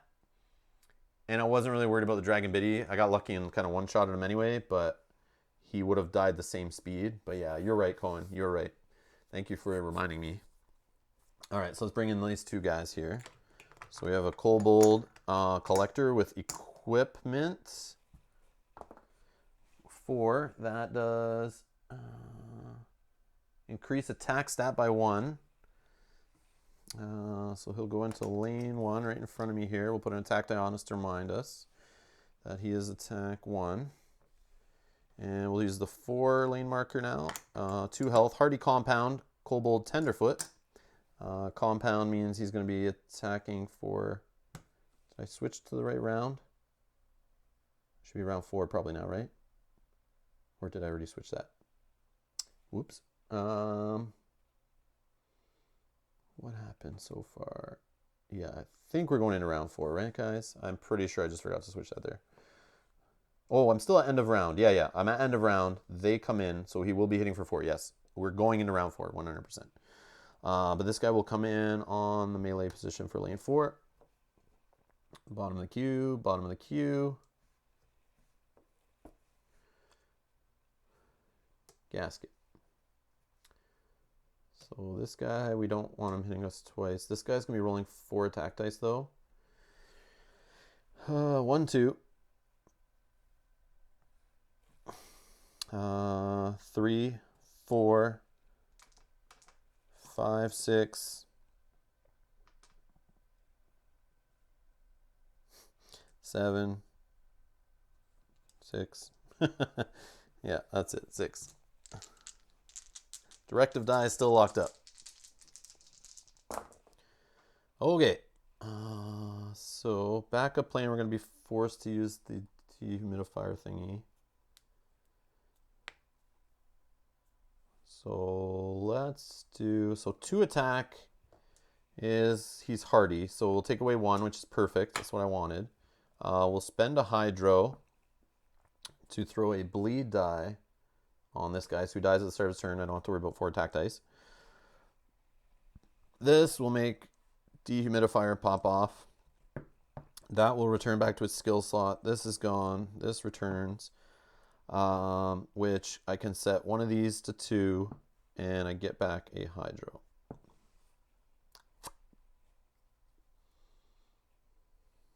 Yep. Okay. Blue guy, 1, 2, and he will roll 2 attack dice, 1 defense on me. Hits me for 2, and gets 2 defense. This guy will bleed out. Down here. Yoink. All right. End of the round. Last guy comes in. Blind strike, 1 dodge, chimp acrobat. Lane 4 attack position. Bottom of the queue. Round 5. Gasket. I can't hurt him with attack dice. So I have other answers for that, obviously. But I'm not worried about him so much. Let's just try to take this guy out. Oh, actually, you bleed that guy is important. Try to take this guy out, actually. Nope, because he doesn't attack dice again.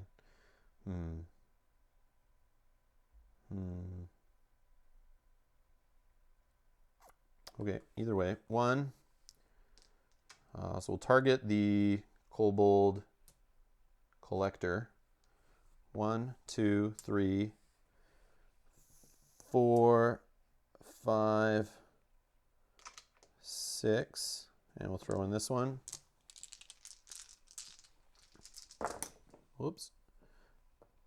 Okay, so let's hit him with 3 attacks. We knock away the defense, take away 1 health. He's at 2 left.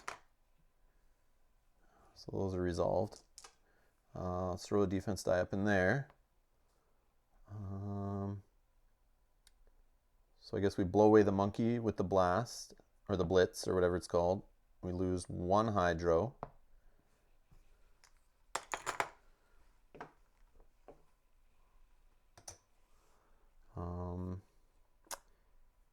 Do we bleed this guy?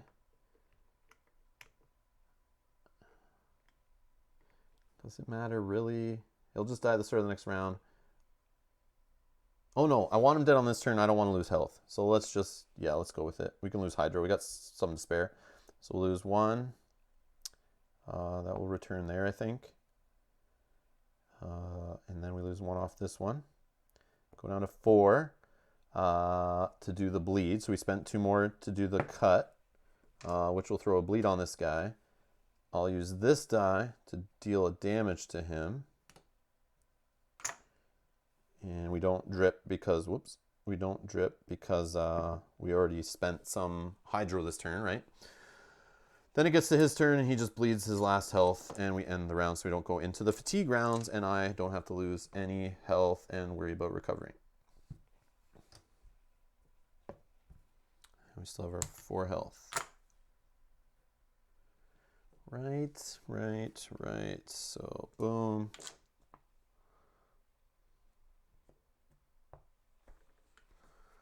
Okay. So we are going to get a progress. We are now able to fight Volkash if we want to take her down or attempt it. We do get a loot. I feel like I wish I had more loot for that battle, but we might go 1 more encounter here. And we get 2 training points. So at this point, we're just going to go 2 health, I think. Yep, 2 health. So boom, boom. Just to get ready to take some true damage from the dragon. And we're still at full power converter, and we have a loot to throw away. I should probably look at the loot to make sure. Reveal the top 2 cards in the encounter deck, place them back on top in any order. Yeah, whatever. Hearing sensor. Okay. And that is that.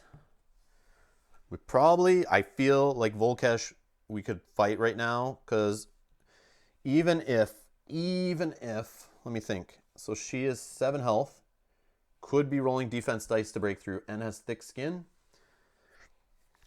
But throwing a bleed and doing 2 dice that could do extra damage off the blitz, or whatever it's called, energy arc. I only roll 2 attack dice. But if she did this one side out of 6, every turn it hit, I would take 3 true damage. I could fully heal back up to 6. The next round, so that's 2 rounds, go down to 3, throw this away, fully heal back up to 6. On the 3rd round, go down to half. It wouldn't be until like round 4, assuming she didn't break through my defense and already knock off some health. So I could last 4 rounds for sure if this even happened. Worst case scenario, rolled the 3 true damage over and over and over, which shouldn't happen. But with my luck, I see that at least once every time I fought in Volkash, that's come up. But most likely it's going to hit the Ring of Fire, which only hits non-adjacent baddies, or non-adjacent units. 2 true damage only. And if I'm right beside her, I don't have to worry. It's just the thick skin is what I'm worried about her. If she's rolling like double 2s on her defense dice, and I got to get through defense, thick skin, and then she just takes it the long route.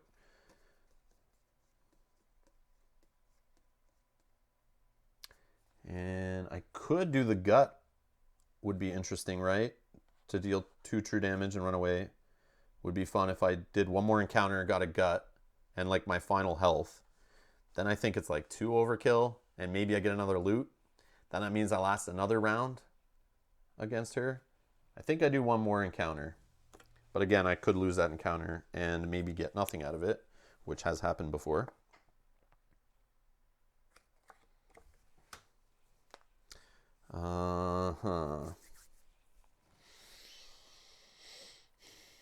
We'd be going into day 8. We have till day 11. So that's plenty of buffer.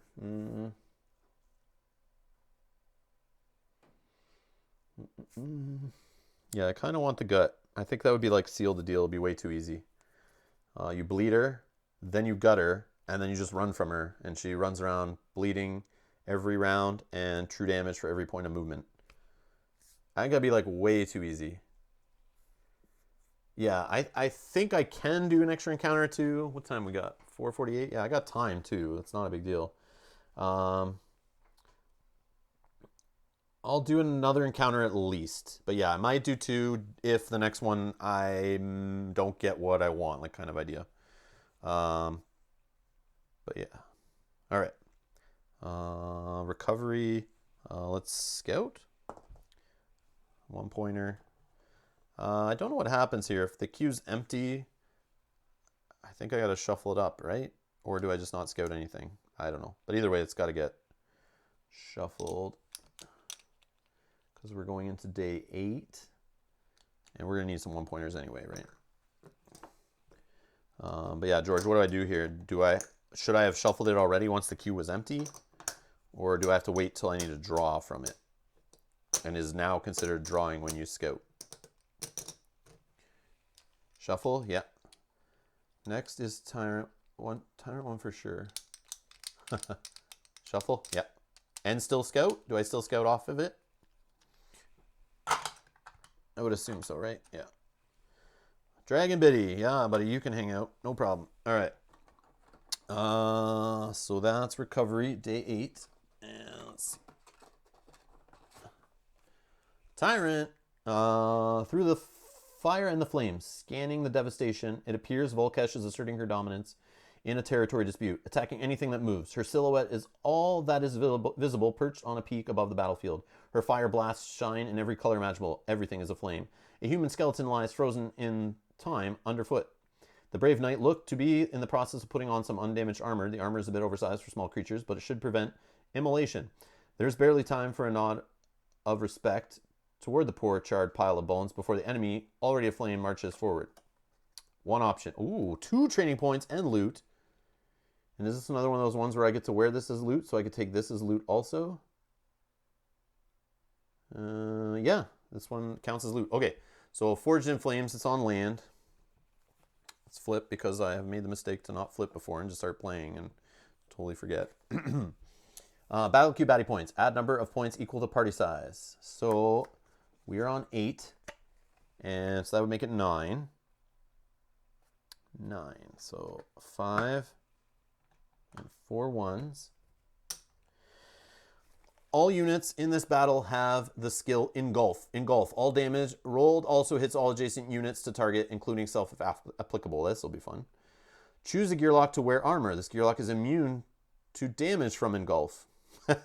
Come on, that makes it too easy. Yeah, too easy in solo, I think, with this stuff. And then if Gearloc when wearing this armor is not defeated, treat this card as loot. So I got to remember to keep it after, but I know you guys will yell at me if I try to throw it away again. So yeah, so that'd be good. I should be able to get 2 loot out of this, which is great. Like this is all I want, man. 2 training points, 2 loot. I don't need to do another encounter. I think this is great. Yeah, this is awesome. All right, so let's start loading it up. So I got to remember they all have Engulf.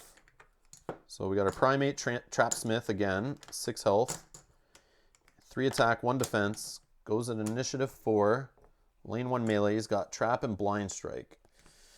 Hopefully he rolls a more favorable trap for me though. Dragon Biddy. We know all about this guy. He's got the weaken, but I don't care for. And we got, oh, another Kobold Tender. Well, I guess I shuffled. Yeah, there's multiples of some of these guys in there, so it makes sense why I'm seeing them again. There's small baddie stacks too in this scenario. Okay, so Hardy and Compound going at 2. Nice and slow. And then we get a Minkin Monkey. Ranged 4. Going at 4. Where are we going? 3? Oh man, the one time I roll a 3. No! Uh-oh. Uh-oh. Good thing I pile up a bunch of defense at the beginning. So where are we going on the mat? There's Engulf, so that matters. Who's going first? It's the big dudes going first. So Hardy and Compound would probably be the more threatening guy. I wish I went first, so I just move like up here. And then these guys would start getting hit. This guy would work his way around. I don't know. That would be fun. Like I would just move up, but we got to think. We're going to get hit hard at first. This guy's going to be rolling 3 on us. And that 3 hits himself and hits somebody adjacent who is more of a problem. I think the Hardy and Compound guy. Let him get hit. Or we could take out the weakened guy possibly just by that alone. Yeah, let's go on this side so we don't get locked away from the Hardy and Compound guy. And then next will be, yeah, this Hardy and Compound guy will probably get taken out just by the enemies, which would be fun. So he goes first. This weakened guy can't get to me. And then, yeah, this guy will fire. That'll hit them all. Yeah, this should actually be pretty fun. All right, so we'll start there. We got to roll a trap, though. 5. What the heck is 5? Trap. Move down 2 spots on the innie meter. I don't think it can get any worse. That's fine. That's fine. I was already. That would suck if I was up there to move down the middle, but I'm already was pretty bad off as it is. I will be right back in 2 minutes. Stay tuned.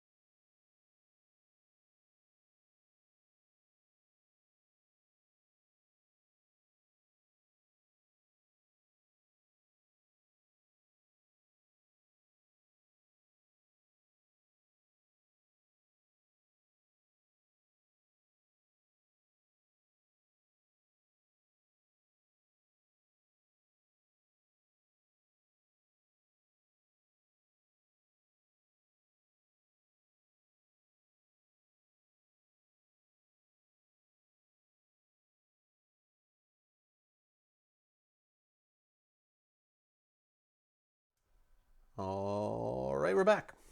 I'm gonna plug in my mic. Yep. Okay. So we started there. The trap moved us down. We got our baddies set up. I'm there. Start a battle. And we get some defense.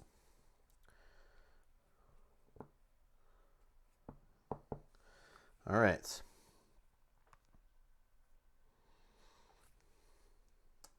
Big Daddy goes here. All right. So he is going to blind strike and hit this guy who's the strongest unit adjacent to him before moving.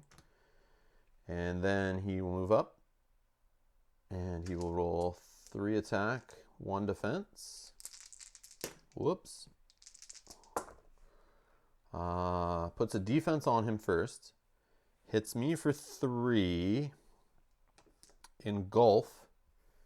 Hits him back for 1, 2, 3. Takes away 2 health. Engulf to this guy only does 1 because of hardy. Right.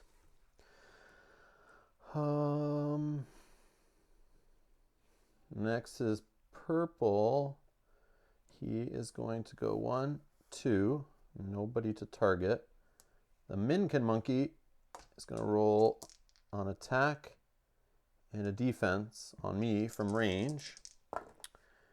Puts a defense on himself, no untargetable. Hits me for 1.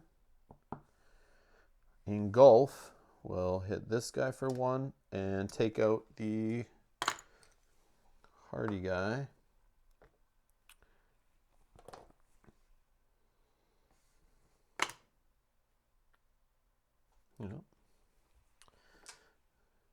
Finally, Gasket will get to go. 1, 2, 3, 4, 5, 6. Yep.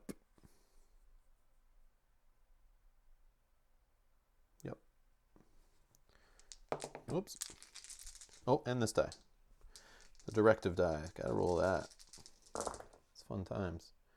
Oh, we got the blast on it instead of the blitzy one. Okay. So let's see here. We are definitely applying a defense. We'll put this bone in the backup slot. Let's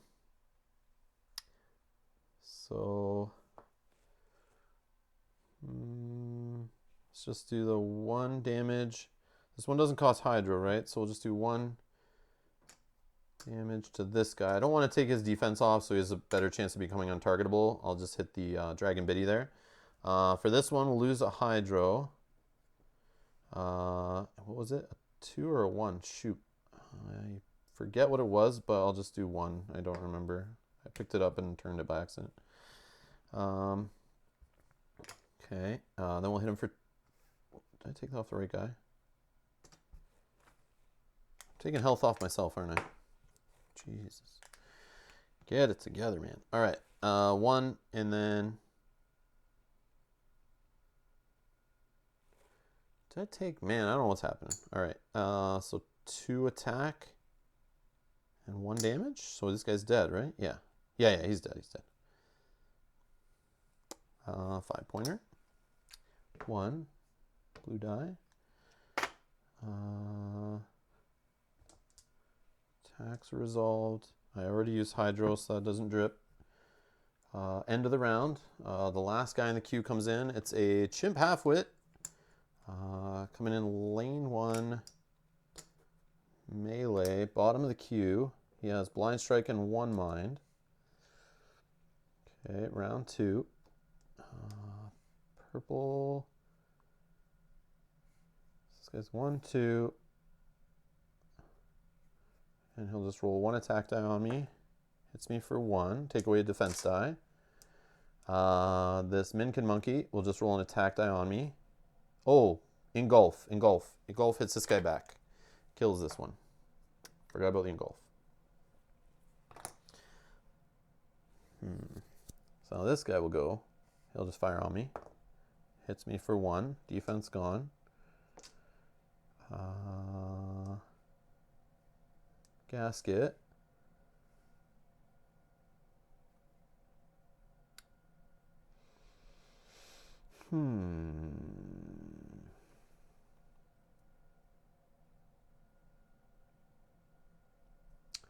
One, two, three, four.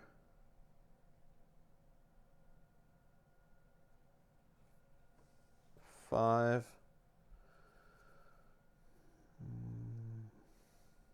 Six, and roll this.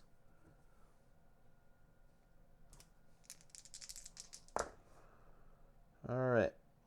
So we'll hit 1 to a non-adjacent baddie.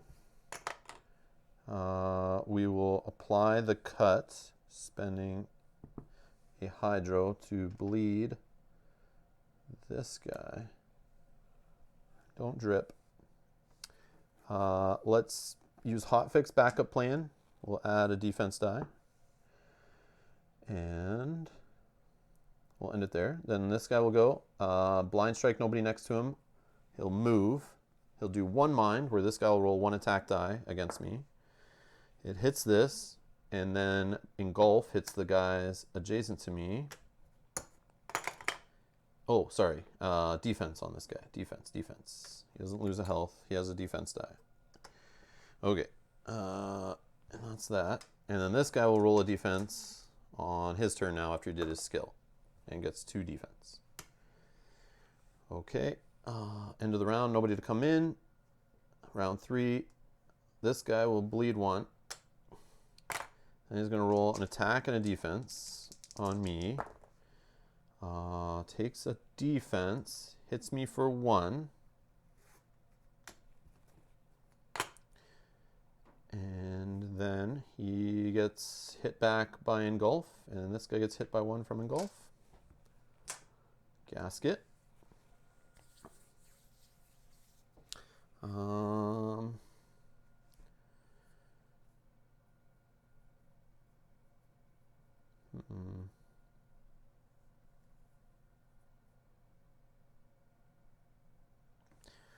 One. I guess my target will be the blind strike 1 mind guy. Because this guy will just engulf himself and bleed out. So I think I'll just go defensive. 1, 2, 3. Yeah, he doesn't have dodge, right? Yeah, no dodge. So we can use attack dice. 1, 2, 3, 4, 5, 6. Throwing that die. And we're going after the chimp halfwit. And so defense. Let's use the green bone. Pop that off to just go up 1 on the defense. We'll throw the cut die in as a bone. We can't blast an non-adjacent baddie, so that will just go here. And we'll just hit this guy for 2 attack dice to kill him.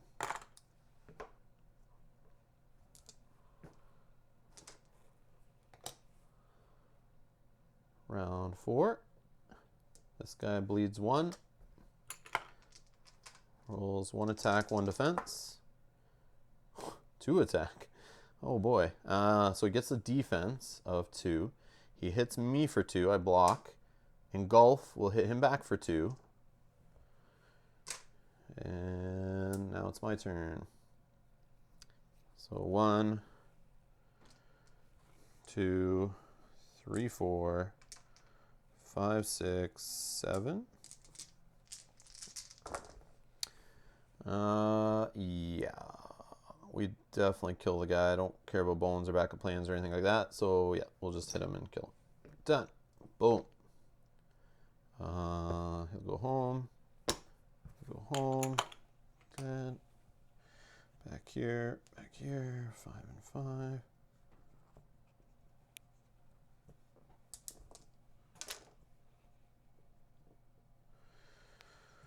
Okay, reward phase. Progress we don't need. This is loot. We get another loot.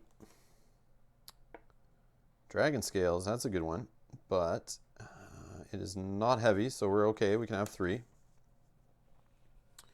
Right. And then we get 2 training points, which we're going to take gut, because that would be funny. And 1 more. Attack? Or dex? Dex, maybe? I think dex. I feel like health is good. We have 6 total. But I could take another one and then just be like out of that range if he does roll that 3 true damage a few times. I always have the chance to kind of heal it from Power Converter, assuming my defense doesn't get all broken. Yeah. I think I'm going to go, let's see, dex-wise. I need like a turn to just kind of get the cut and the gut going. But then after that, I don't need to roll those ever again. So then it's like 6 dex. 1, 2, 3, 4, 5, 6. Or, 5, 6. Yeah, let's just go for dex. I think it'll end the battle faster if I just like hammer them with more. Then I can use Hydro Valve. 2 attack is 3. The Blitz for 4. And also roll some defense in there to stay alive longer, which could possibly get up to Power Spike. But like I'm sitting here on a full Power Converter. I've never even touched the thing yet this whole playthrough. And also, as George says in the chat, some of you may not be aware, only a few enlightened Too Many Bones players realize, but Dex allows you to roll more dice. Dex is important, yes. But noob Rob at the beginning didn't understand that completely, and thanks to George, he's helped hundreds of Too Many Bones players out there realize Dex is important, and I hope I've spread that message now too. And like he said, rolling dice is fun. Yeah, rolling more dice is fun. Absolutely. But don't take too much dex sometimes, because then you don't have enough dice and you're wasting dex, and especially if you don't need to move. But then again, always having extra dex is flexible, right? But then sometimes you don't have enough defense, health, or attack, where you're like, maybe I should have used those stats. Okay. So we did gut and we did dex. Done. That's reward phase. Recovery phase, we're going to take our health back up to 6. And that's that. We're going to go right to Boss Man here on day 9. And we're going to... Oh, this stays as loot. I usually end up with like 8 decks on Gasket. I can see that. You probably don't do this though, right? You probably don't take the defense, right, George? You probably just leave it like that, right? Because I can see that, where like I would have, like normal players, I think you would normally focus on health more than when I wasted that defense early, but I think I like that. Sometimes you do? Oh, okay. Because like if you can get that innate early, you don't really need this extra defense. But I find that extra defense is like, oh, maybe 1 less health. Oh, okay. I see that. I can see that. The only reason I went heavy on health too, I think, is because I'm scared a little bit of the Volkash true damage fun here. Just because I see 3 true damage and 2 true damage could be rolled on his die and hit me. Sometimes it won't. Sometimes it will. But just that option, that's the only reason I would have gone high on health. If the boss didn't have too much true damage, I would definitely probably only be on like 4 health right now. Maybe 5, but probably only 4. Because I would have, like, especially going heavy on the innate, having that innate ability to fill up your dice like that at the beginning, I wouldn't be so worried about getting one-shotted and having enough health. Especially if I had to loot with Power Converter. It just feels like too easy mode in that case. And Power Converter can only really like fill up 3 at a time. So like going too high, it's like, you know, you're kind of just like, what's the point? But, okay. That's just my opinion. I don't know if it's correct, but yeah, in this case, health is good. Yes. Okay, perfect. That's the only reason I was thinking of going on the health. And she's rolling 3 attack dice. So that's why in my head I was thinking the defense, even if I didn't get the innate, to be able to start the battle with 3 defense. Because she may roll, like I'm thinking worst case scenario, first turn of Volkash, rolls like 4 or 5 on the 3 defense, or 3 attack dice, and then gets that 3 true damage thing and is adjacent to me. Yeah, that would be a nightmare because I would only have like 3 defense in that case if I didn't get the innate. So the attack dice would rip through that, hit me for 1 more, and then 3 true damage. I could be wiped out in one-shotted. So that's why I was trying to get the innate so heavy. And have the high health. I just don't want to be one-shotted by Volkash. I know you can just retry Volkash. You have the extra bonus days, and hopefully that wouldn't happen at the start of everything or every encounter because this is only 1 in 6 of that happening, really. And you hope all the attack dice don't all hit like 2s. But things like that happen. Things like that happen. Okay. So let's go set up. So we can just... The Ashen Summit. We are here. We're on day 9. Battle queue, battle points. We ignore it. Party of 1. Don't care. Volkash. 7 health. Melee position 1. 5 initiative. Each round roll a d6. So we'll put that up here so I remember. I'm putting the d6 in the front of the any track there so it reminds me. And Volkash unleashes a fireball to that mech starting position, dealing 1 damage to it and all adjacent positions. Sure. She has Thick Skin 1, which just says ignore the first number of damage this unit would take this turn. Does not ignore true damage. Stone Perch. Volkash cannot be targeted until round number and the number equals party size. So we can target her round 1 because we are playing solo. And the die, Scalding Skin. Scalding Skin. Place this die on Volkash at the start of its next turn. Until the start of its next turn. Adjacent units that do damage to Volkash are also dealt that amount of damage back. So it like bounces off of a shield kind of idea. Like it bounces off the hard skin. Or you get burned back, I guess. Ring of Fire, which is, so the shield one is on 2 sides, the Scalding Skin. Ring of Fire is on 3. So this is more likely to happen. Deal 2 true damage to all non-adjacent units. Which hopefully I stay beside her and I don't have to worry about that. And then Set Ablaze, like I keep saying, is on 1 out of 6. Strongest adjacent unit takes 3 true damage at the start of its next turn. Place this die on it until triggered. Okay. And she's 7 health, 5 initiative, 3 attack dice, 2 defense.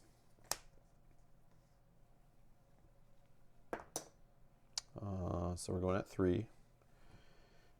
Let's just start right up in the business. And start a battle.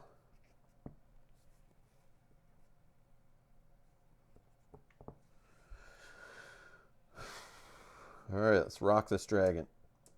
Okay, start of the round, we'll roll it for fun, even though we're not really beside anything. So right here does 1 damage here and 1 damage here to each of these 3.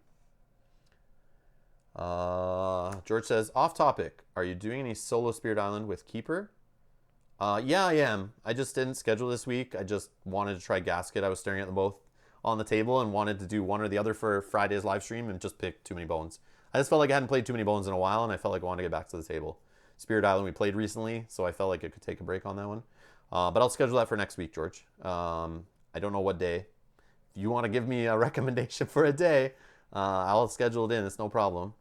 I haven't scheduled any daytime streams next week yet. So all the ones that we've scheduled so far are evening streams. So let me know.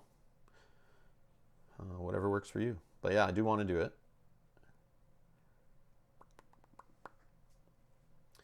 Okay. So that's the roll. So now Volkash, Tyrant die, 3 attack, 2 defense.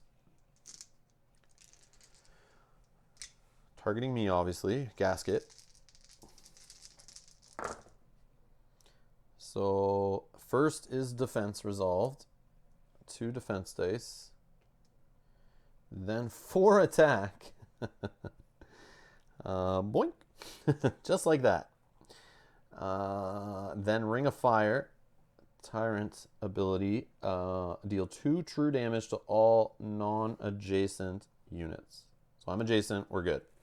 No true damage, we're safe. Gasket time. Thick skin, 2 defense, 7 health. Well, like we said, let's cut and gut. Get it going here. So 1, 2, 3, 4, 5, 6. Do we want to go defensive a little bit, actually?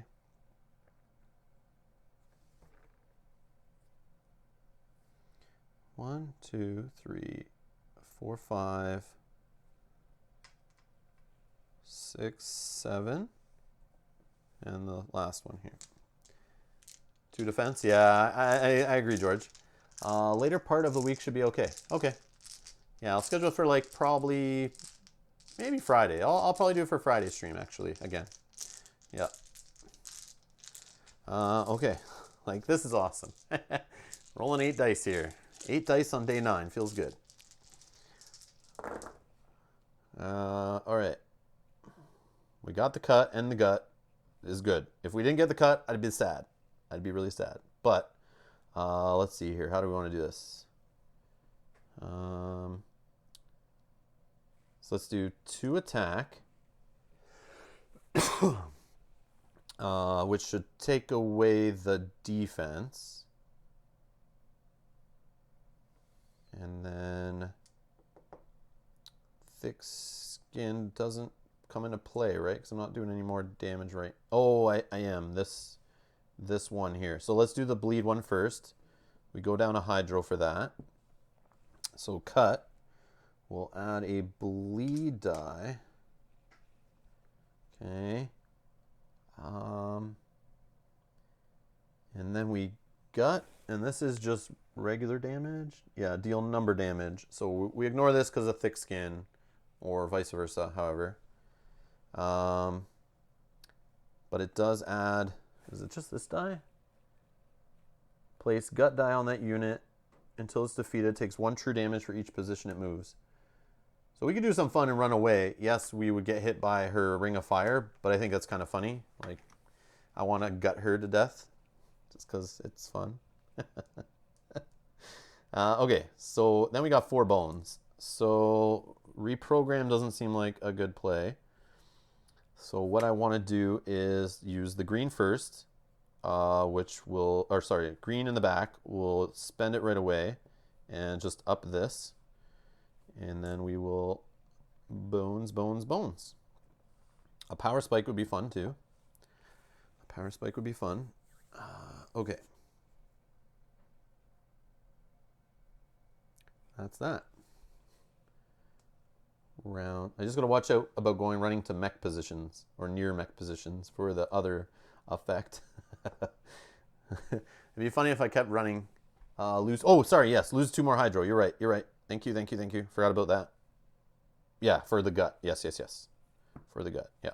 Yeah, that's why I didn't roll blitz, because I thought it'd be like too much drained, but I'm still not sure, like, gasket running out of, I guess dehumidifier I could use to put me up 1, worst case, if I was like worried. But like, I don't always get to 3 bones though. Okay. So start a round. So lane 4 does some fire. Okay. Volkash. 1 true damage from bleed. And 3 attack, 2 defense. And Tyrant die. So Ring of Fire, so that's good. So 2 defense. A bone. She has no backup plan, right? Okay. Now attack of 3. Knocks away that. I lose 1 health, 10 to 5. Ring of Fire misses. Hits everyone non-adjacent. Gasket.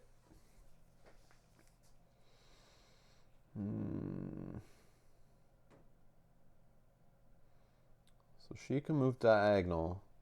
So most I can get her to move is 2 spaces, right? So let's say I ran to here. Diagonal 1. So that's 2 damage. It's true damage, right? Yeah. So it can lose 3 damage on its turn. And then I run away again. Yeah, because she's melee. So I would never, the Ring of Fire thing would never happen because I can never not be adjacent to her that I can see because she moves diagonal. So still, it's the only 1 out of 6 die that can true damage me. Oh, I didn't even think of that, yeah. So maybe I shouldn't have been so worried with the health, really, but I think we're okay. So, because I could just tank, right? I could just totally tank and let's have some fun. Yeah, I'm going to tank. Let's tank and let her bleed out. All right. Okay, 1.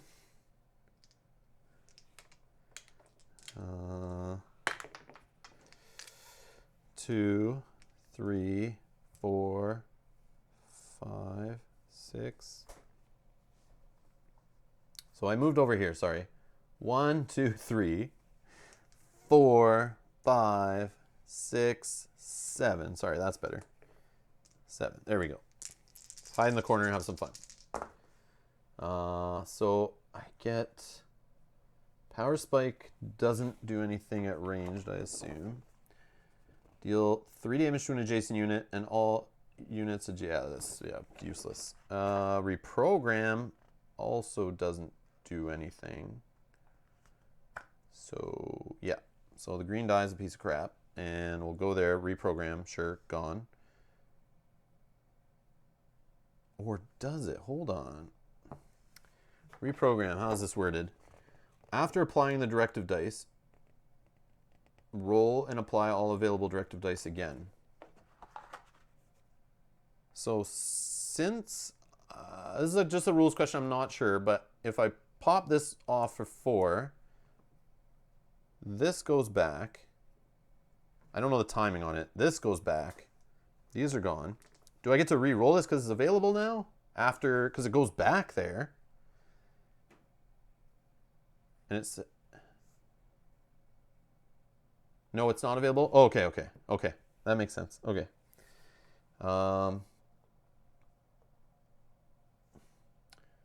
Edgar says, why is he wasting 4 bones? Oh, because the green bone, Edgar, right here.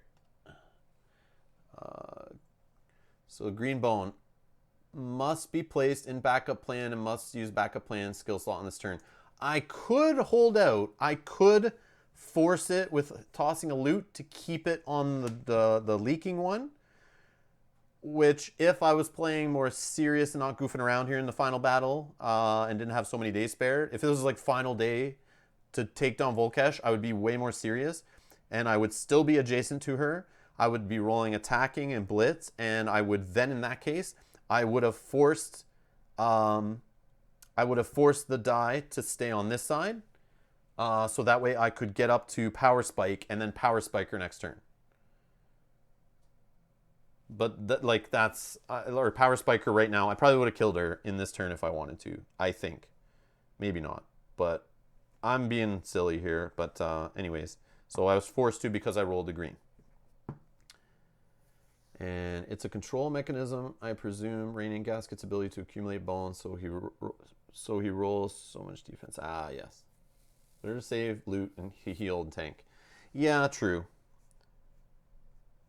Yeah. That goes there. And a bones here. Let's just pop this to... Oh, no, wait. I already used backup plan. Already used backup plan. Stupid green die. Okay. So that's that. Round 3. And hope she doesn't roll a 6. Oh, yeah. I could heal, too. Yeah, let's do that. Because I can take 1, right? I only lost 1. Yeah. So I can go up to 6 if I don't drop all the chips. Yeah, so we'll heal 1. So now Volkash is going to launch a fire attack Number 2 up here, so I dodge it. It's all good. Volkash. Whoops. First bleed. And then wants to move. Diagonal 1. And that makes her lose 2 more, thanks to the gut. Down to 3 health. And then she's going to roll 3 attack, 1 defense, because she's got 1 in her active slot. George, solo gasket versus a melee tyrant is almost unfair. That's what I'm saying, George. This is why I'm just fooling around, because I can see multiple ways where I could just, like, totally wipe Volkash out. I thought when I was going to play Volkash with all the true damage, it would be way more dangerous. But she follows me, and she moves diagonal, so I'll never, ever get hit by Ring of Fire. It's only a 1 in 6 chance ever of getting the 3 true damage. Yeah, exactly. Next turn, I was just going to run over here, and then she would have to move 1, 2, 3, and be dead. I wouldn't even get... She would get 2 spaces and die. Okay. So, see? And then I can totally ignore this, too, right? Like, with the gut and the cut, it's, like, so overpowered. So that just makes her have a little shield that if I do damage to her, I would take it back. But 2 attack will take away this. No backup plan. 1 more defense. Okay. Gasket. 1, 2, 3. Not even going to roll dice. End the round. I mean, I should probably, though, just so in case the damage... But we're good. So round 4. Roll this. 5. Actually hits me for 1 damage, her little fire attack. Lose all my shields. Oh, no. Volkash. Bleed 1. Start of her turn. Move 1. That loses a damage. And 2. And last damage thanks to being gutted. And she just dies. Doesn't even make it to me. So yeah, that is way overpowered. That's crazy. Yeah. I don't think I did anything wrong there, right? That seemed too easy. Yeah, see, I didn't even need this health. I technically didn't even need to use Power Converter the whole run. Yeah. I'm calling everyone out now. Everyone loves Gasket so much. Overpowered. That's why. That's why everyone likes Gasket. So overpowered. She makes too many bones, or it makes too many bones, easy mode. They make too many bones, easy mode. Maybe not, though. She makes it to you because of diagonal. Oh, yes. 1, 2, right? Yeah. Right here, right? Yeah, she would have died on this spot. Right there. Yeah, you're right. Yeah. So that's Gasket. I didn't try out, like, I've tried out Blast before in solo. I mean, it's okay. Like, I don't know, it was fine. But I was even getting Blast on this. I guess if you have this with it and you get Blast together. Or sorry, Blast is the other die. This die, sorry. Yeah, if you get Blast, like this effect, whatever it's called. Yeah, Blast. If you get that to hit together, it's fine. But usually, like, 1 hit on a non-adjacent baddie is like, I guess if you're lucky, you get 3. But having those roll the same side is like, I don't know. The range is a little lacking on Gasket. But I haven't tried out ramming, scramming, getting, or grabbing. So I see the grabbing at being more of a cool thing against range guys on reducing their attack stat. And then pulling them to you could be super fun. Especially in that crazy one with like the engulfing and stuff. That would have been fun to pull guys around and like have them all get hit and make them all adjacent and stuff. And I could see I'm missing the whole fun of like scramming, like jumping somewhere and getting guys in a line and then hitting them with the cut or the blitz. Yeah, the energy arc. Dealing damage to adjacent units in a row. Again, right? Yeah. That's one thing I miss. I haven't tried with Gasket is trying the whole like I can see that being super fun of like just trying to position yourself so you can hit guys in a row or making guys pull over to you with get and put them in a row like with grab and get. What do you guys think about that? Have you guys played that way? Does any of you in the chat play Gasket that style where you're like I assume in multiplayer it'd be more of a thing. But on solo you do have more room around the board to like jump around and do stuff. Those are kind of fun stuff you can do playing lower difficulty. Oh. I could have went a few more days, though, and got a few more training points and kind of did that. But then for the Tyrant battle, you don't need to do all that stuff in this case. Grab, get, maybe. Ram, scram. I never saw the appeal. I like scram. Scram I just look at, and that one looked interesting to me. Just to be able to, like, jump 2, 3, or 4, like anywhere on the board. So you can just get away from a 5-pointer that's like giving you trouble. Yeah, it's definitely situational, and you have to roll the result you need, right? But I can see where you can just jump away from a guy, and it would be amazing with the gut. Like I think the scram and the gut and cut work together well. Like I can see gutting, putting bleed on a guy.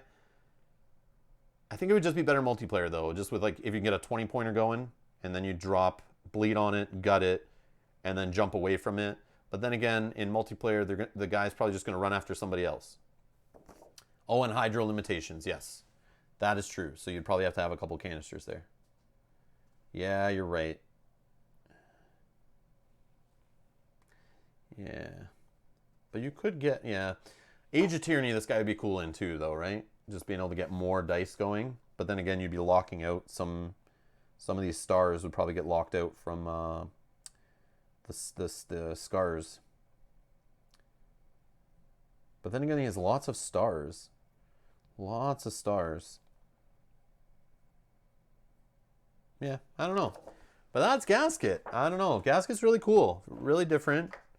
Neat little mini game. That's cool. I see why there's an appeal there, why everyone likes him. I do like him. I think he's great. If those dice didn't spend hydro, they'd be better. Yeah. But that is kind of trying to rein in Gasket, though, right? That kind of like nerfs him a little bit, so he can't just get crazy like that. And George says, generally, chip theory games suffer a bit from this sort of design where some skills are a lot more situational than others.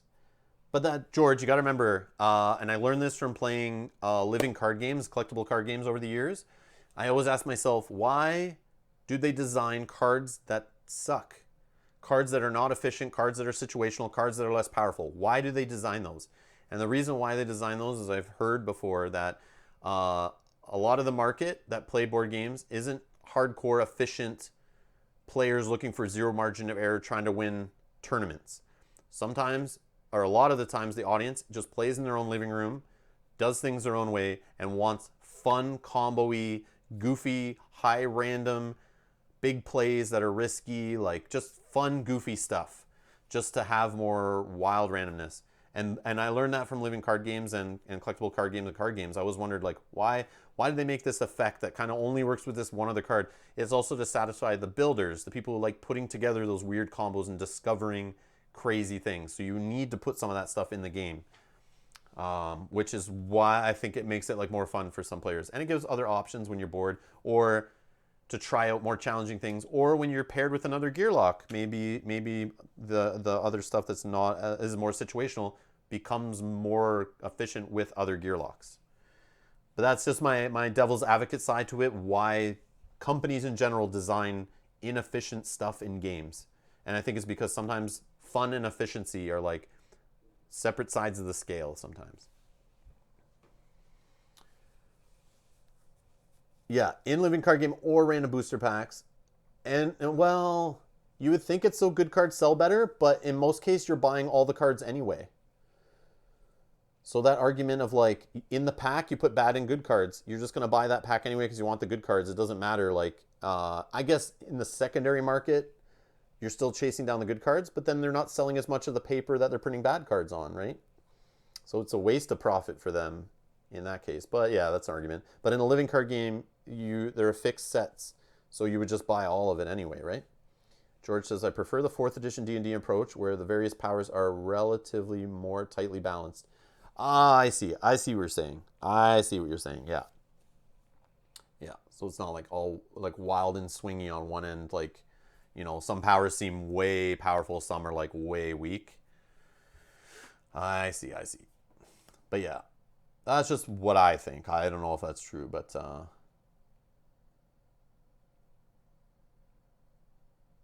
and hides behind a tree. But yeah, all right. Well, that's going to be it for this one, I guess. Thank you, everyone, for watching live. If you don't want to miss us live in the future, make sure you subscribe, hit that notification bell. Thank you to all our Patreon backers. Thanks to everyone that donates to our fundraisers and PayPals and all that stuff. And thanks to people like George who helped make Undertow a thing and support us here, because that money goes back into the channel. We get games, go to conventions, buy new equipment for filming, try to make the channel better. Keep me doing this full time, so just more content. So if you're interested in keeping me doing this more full time, getting more stuff on the channel, go head on over to Patreon. We have tiers now. So if you're at the medium tier or higher end tier, you can vote and help pick some of the games. We can't decide on what to play certain weeks. So I'm going to start doing like a monthly exclusive video or playthrough for our highest backers. And yeah, some of the videos will go up there ad free and early. But yeah, thanks a lot, guys. Have a good night. Enjoy the rest of your weekend. We will be back Aeon's End episode 4 on Sunday afternoon, 2 p.m. Eastern, I believe it's scheduled for. You can go to youtube.com/Rob's Gaming Table, set a reminder for all the streams that are scheduled right now that you want to see, any of the ones you're interested in. Right now in our poll over on Patreon, I believe the game for next Thursday is looking like it's going to be Clank Deck Building Adventure, the first Clank game, just the base game. That's all we have really for Clank right now, other than Clank Legendary that we just got thanks to our last fundraiser. But I have not opened that. We won't be playing that until we're done Aeon's End Legacy. But yeah, just go click reminders on those streams and keep an eye. And Edgar, good morning. Happy Saturday. But yeah, so stay tuned for more streams. Anyways, thanks a lot for watching, and I'll see you guys in the next one. Bye-bye.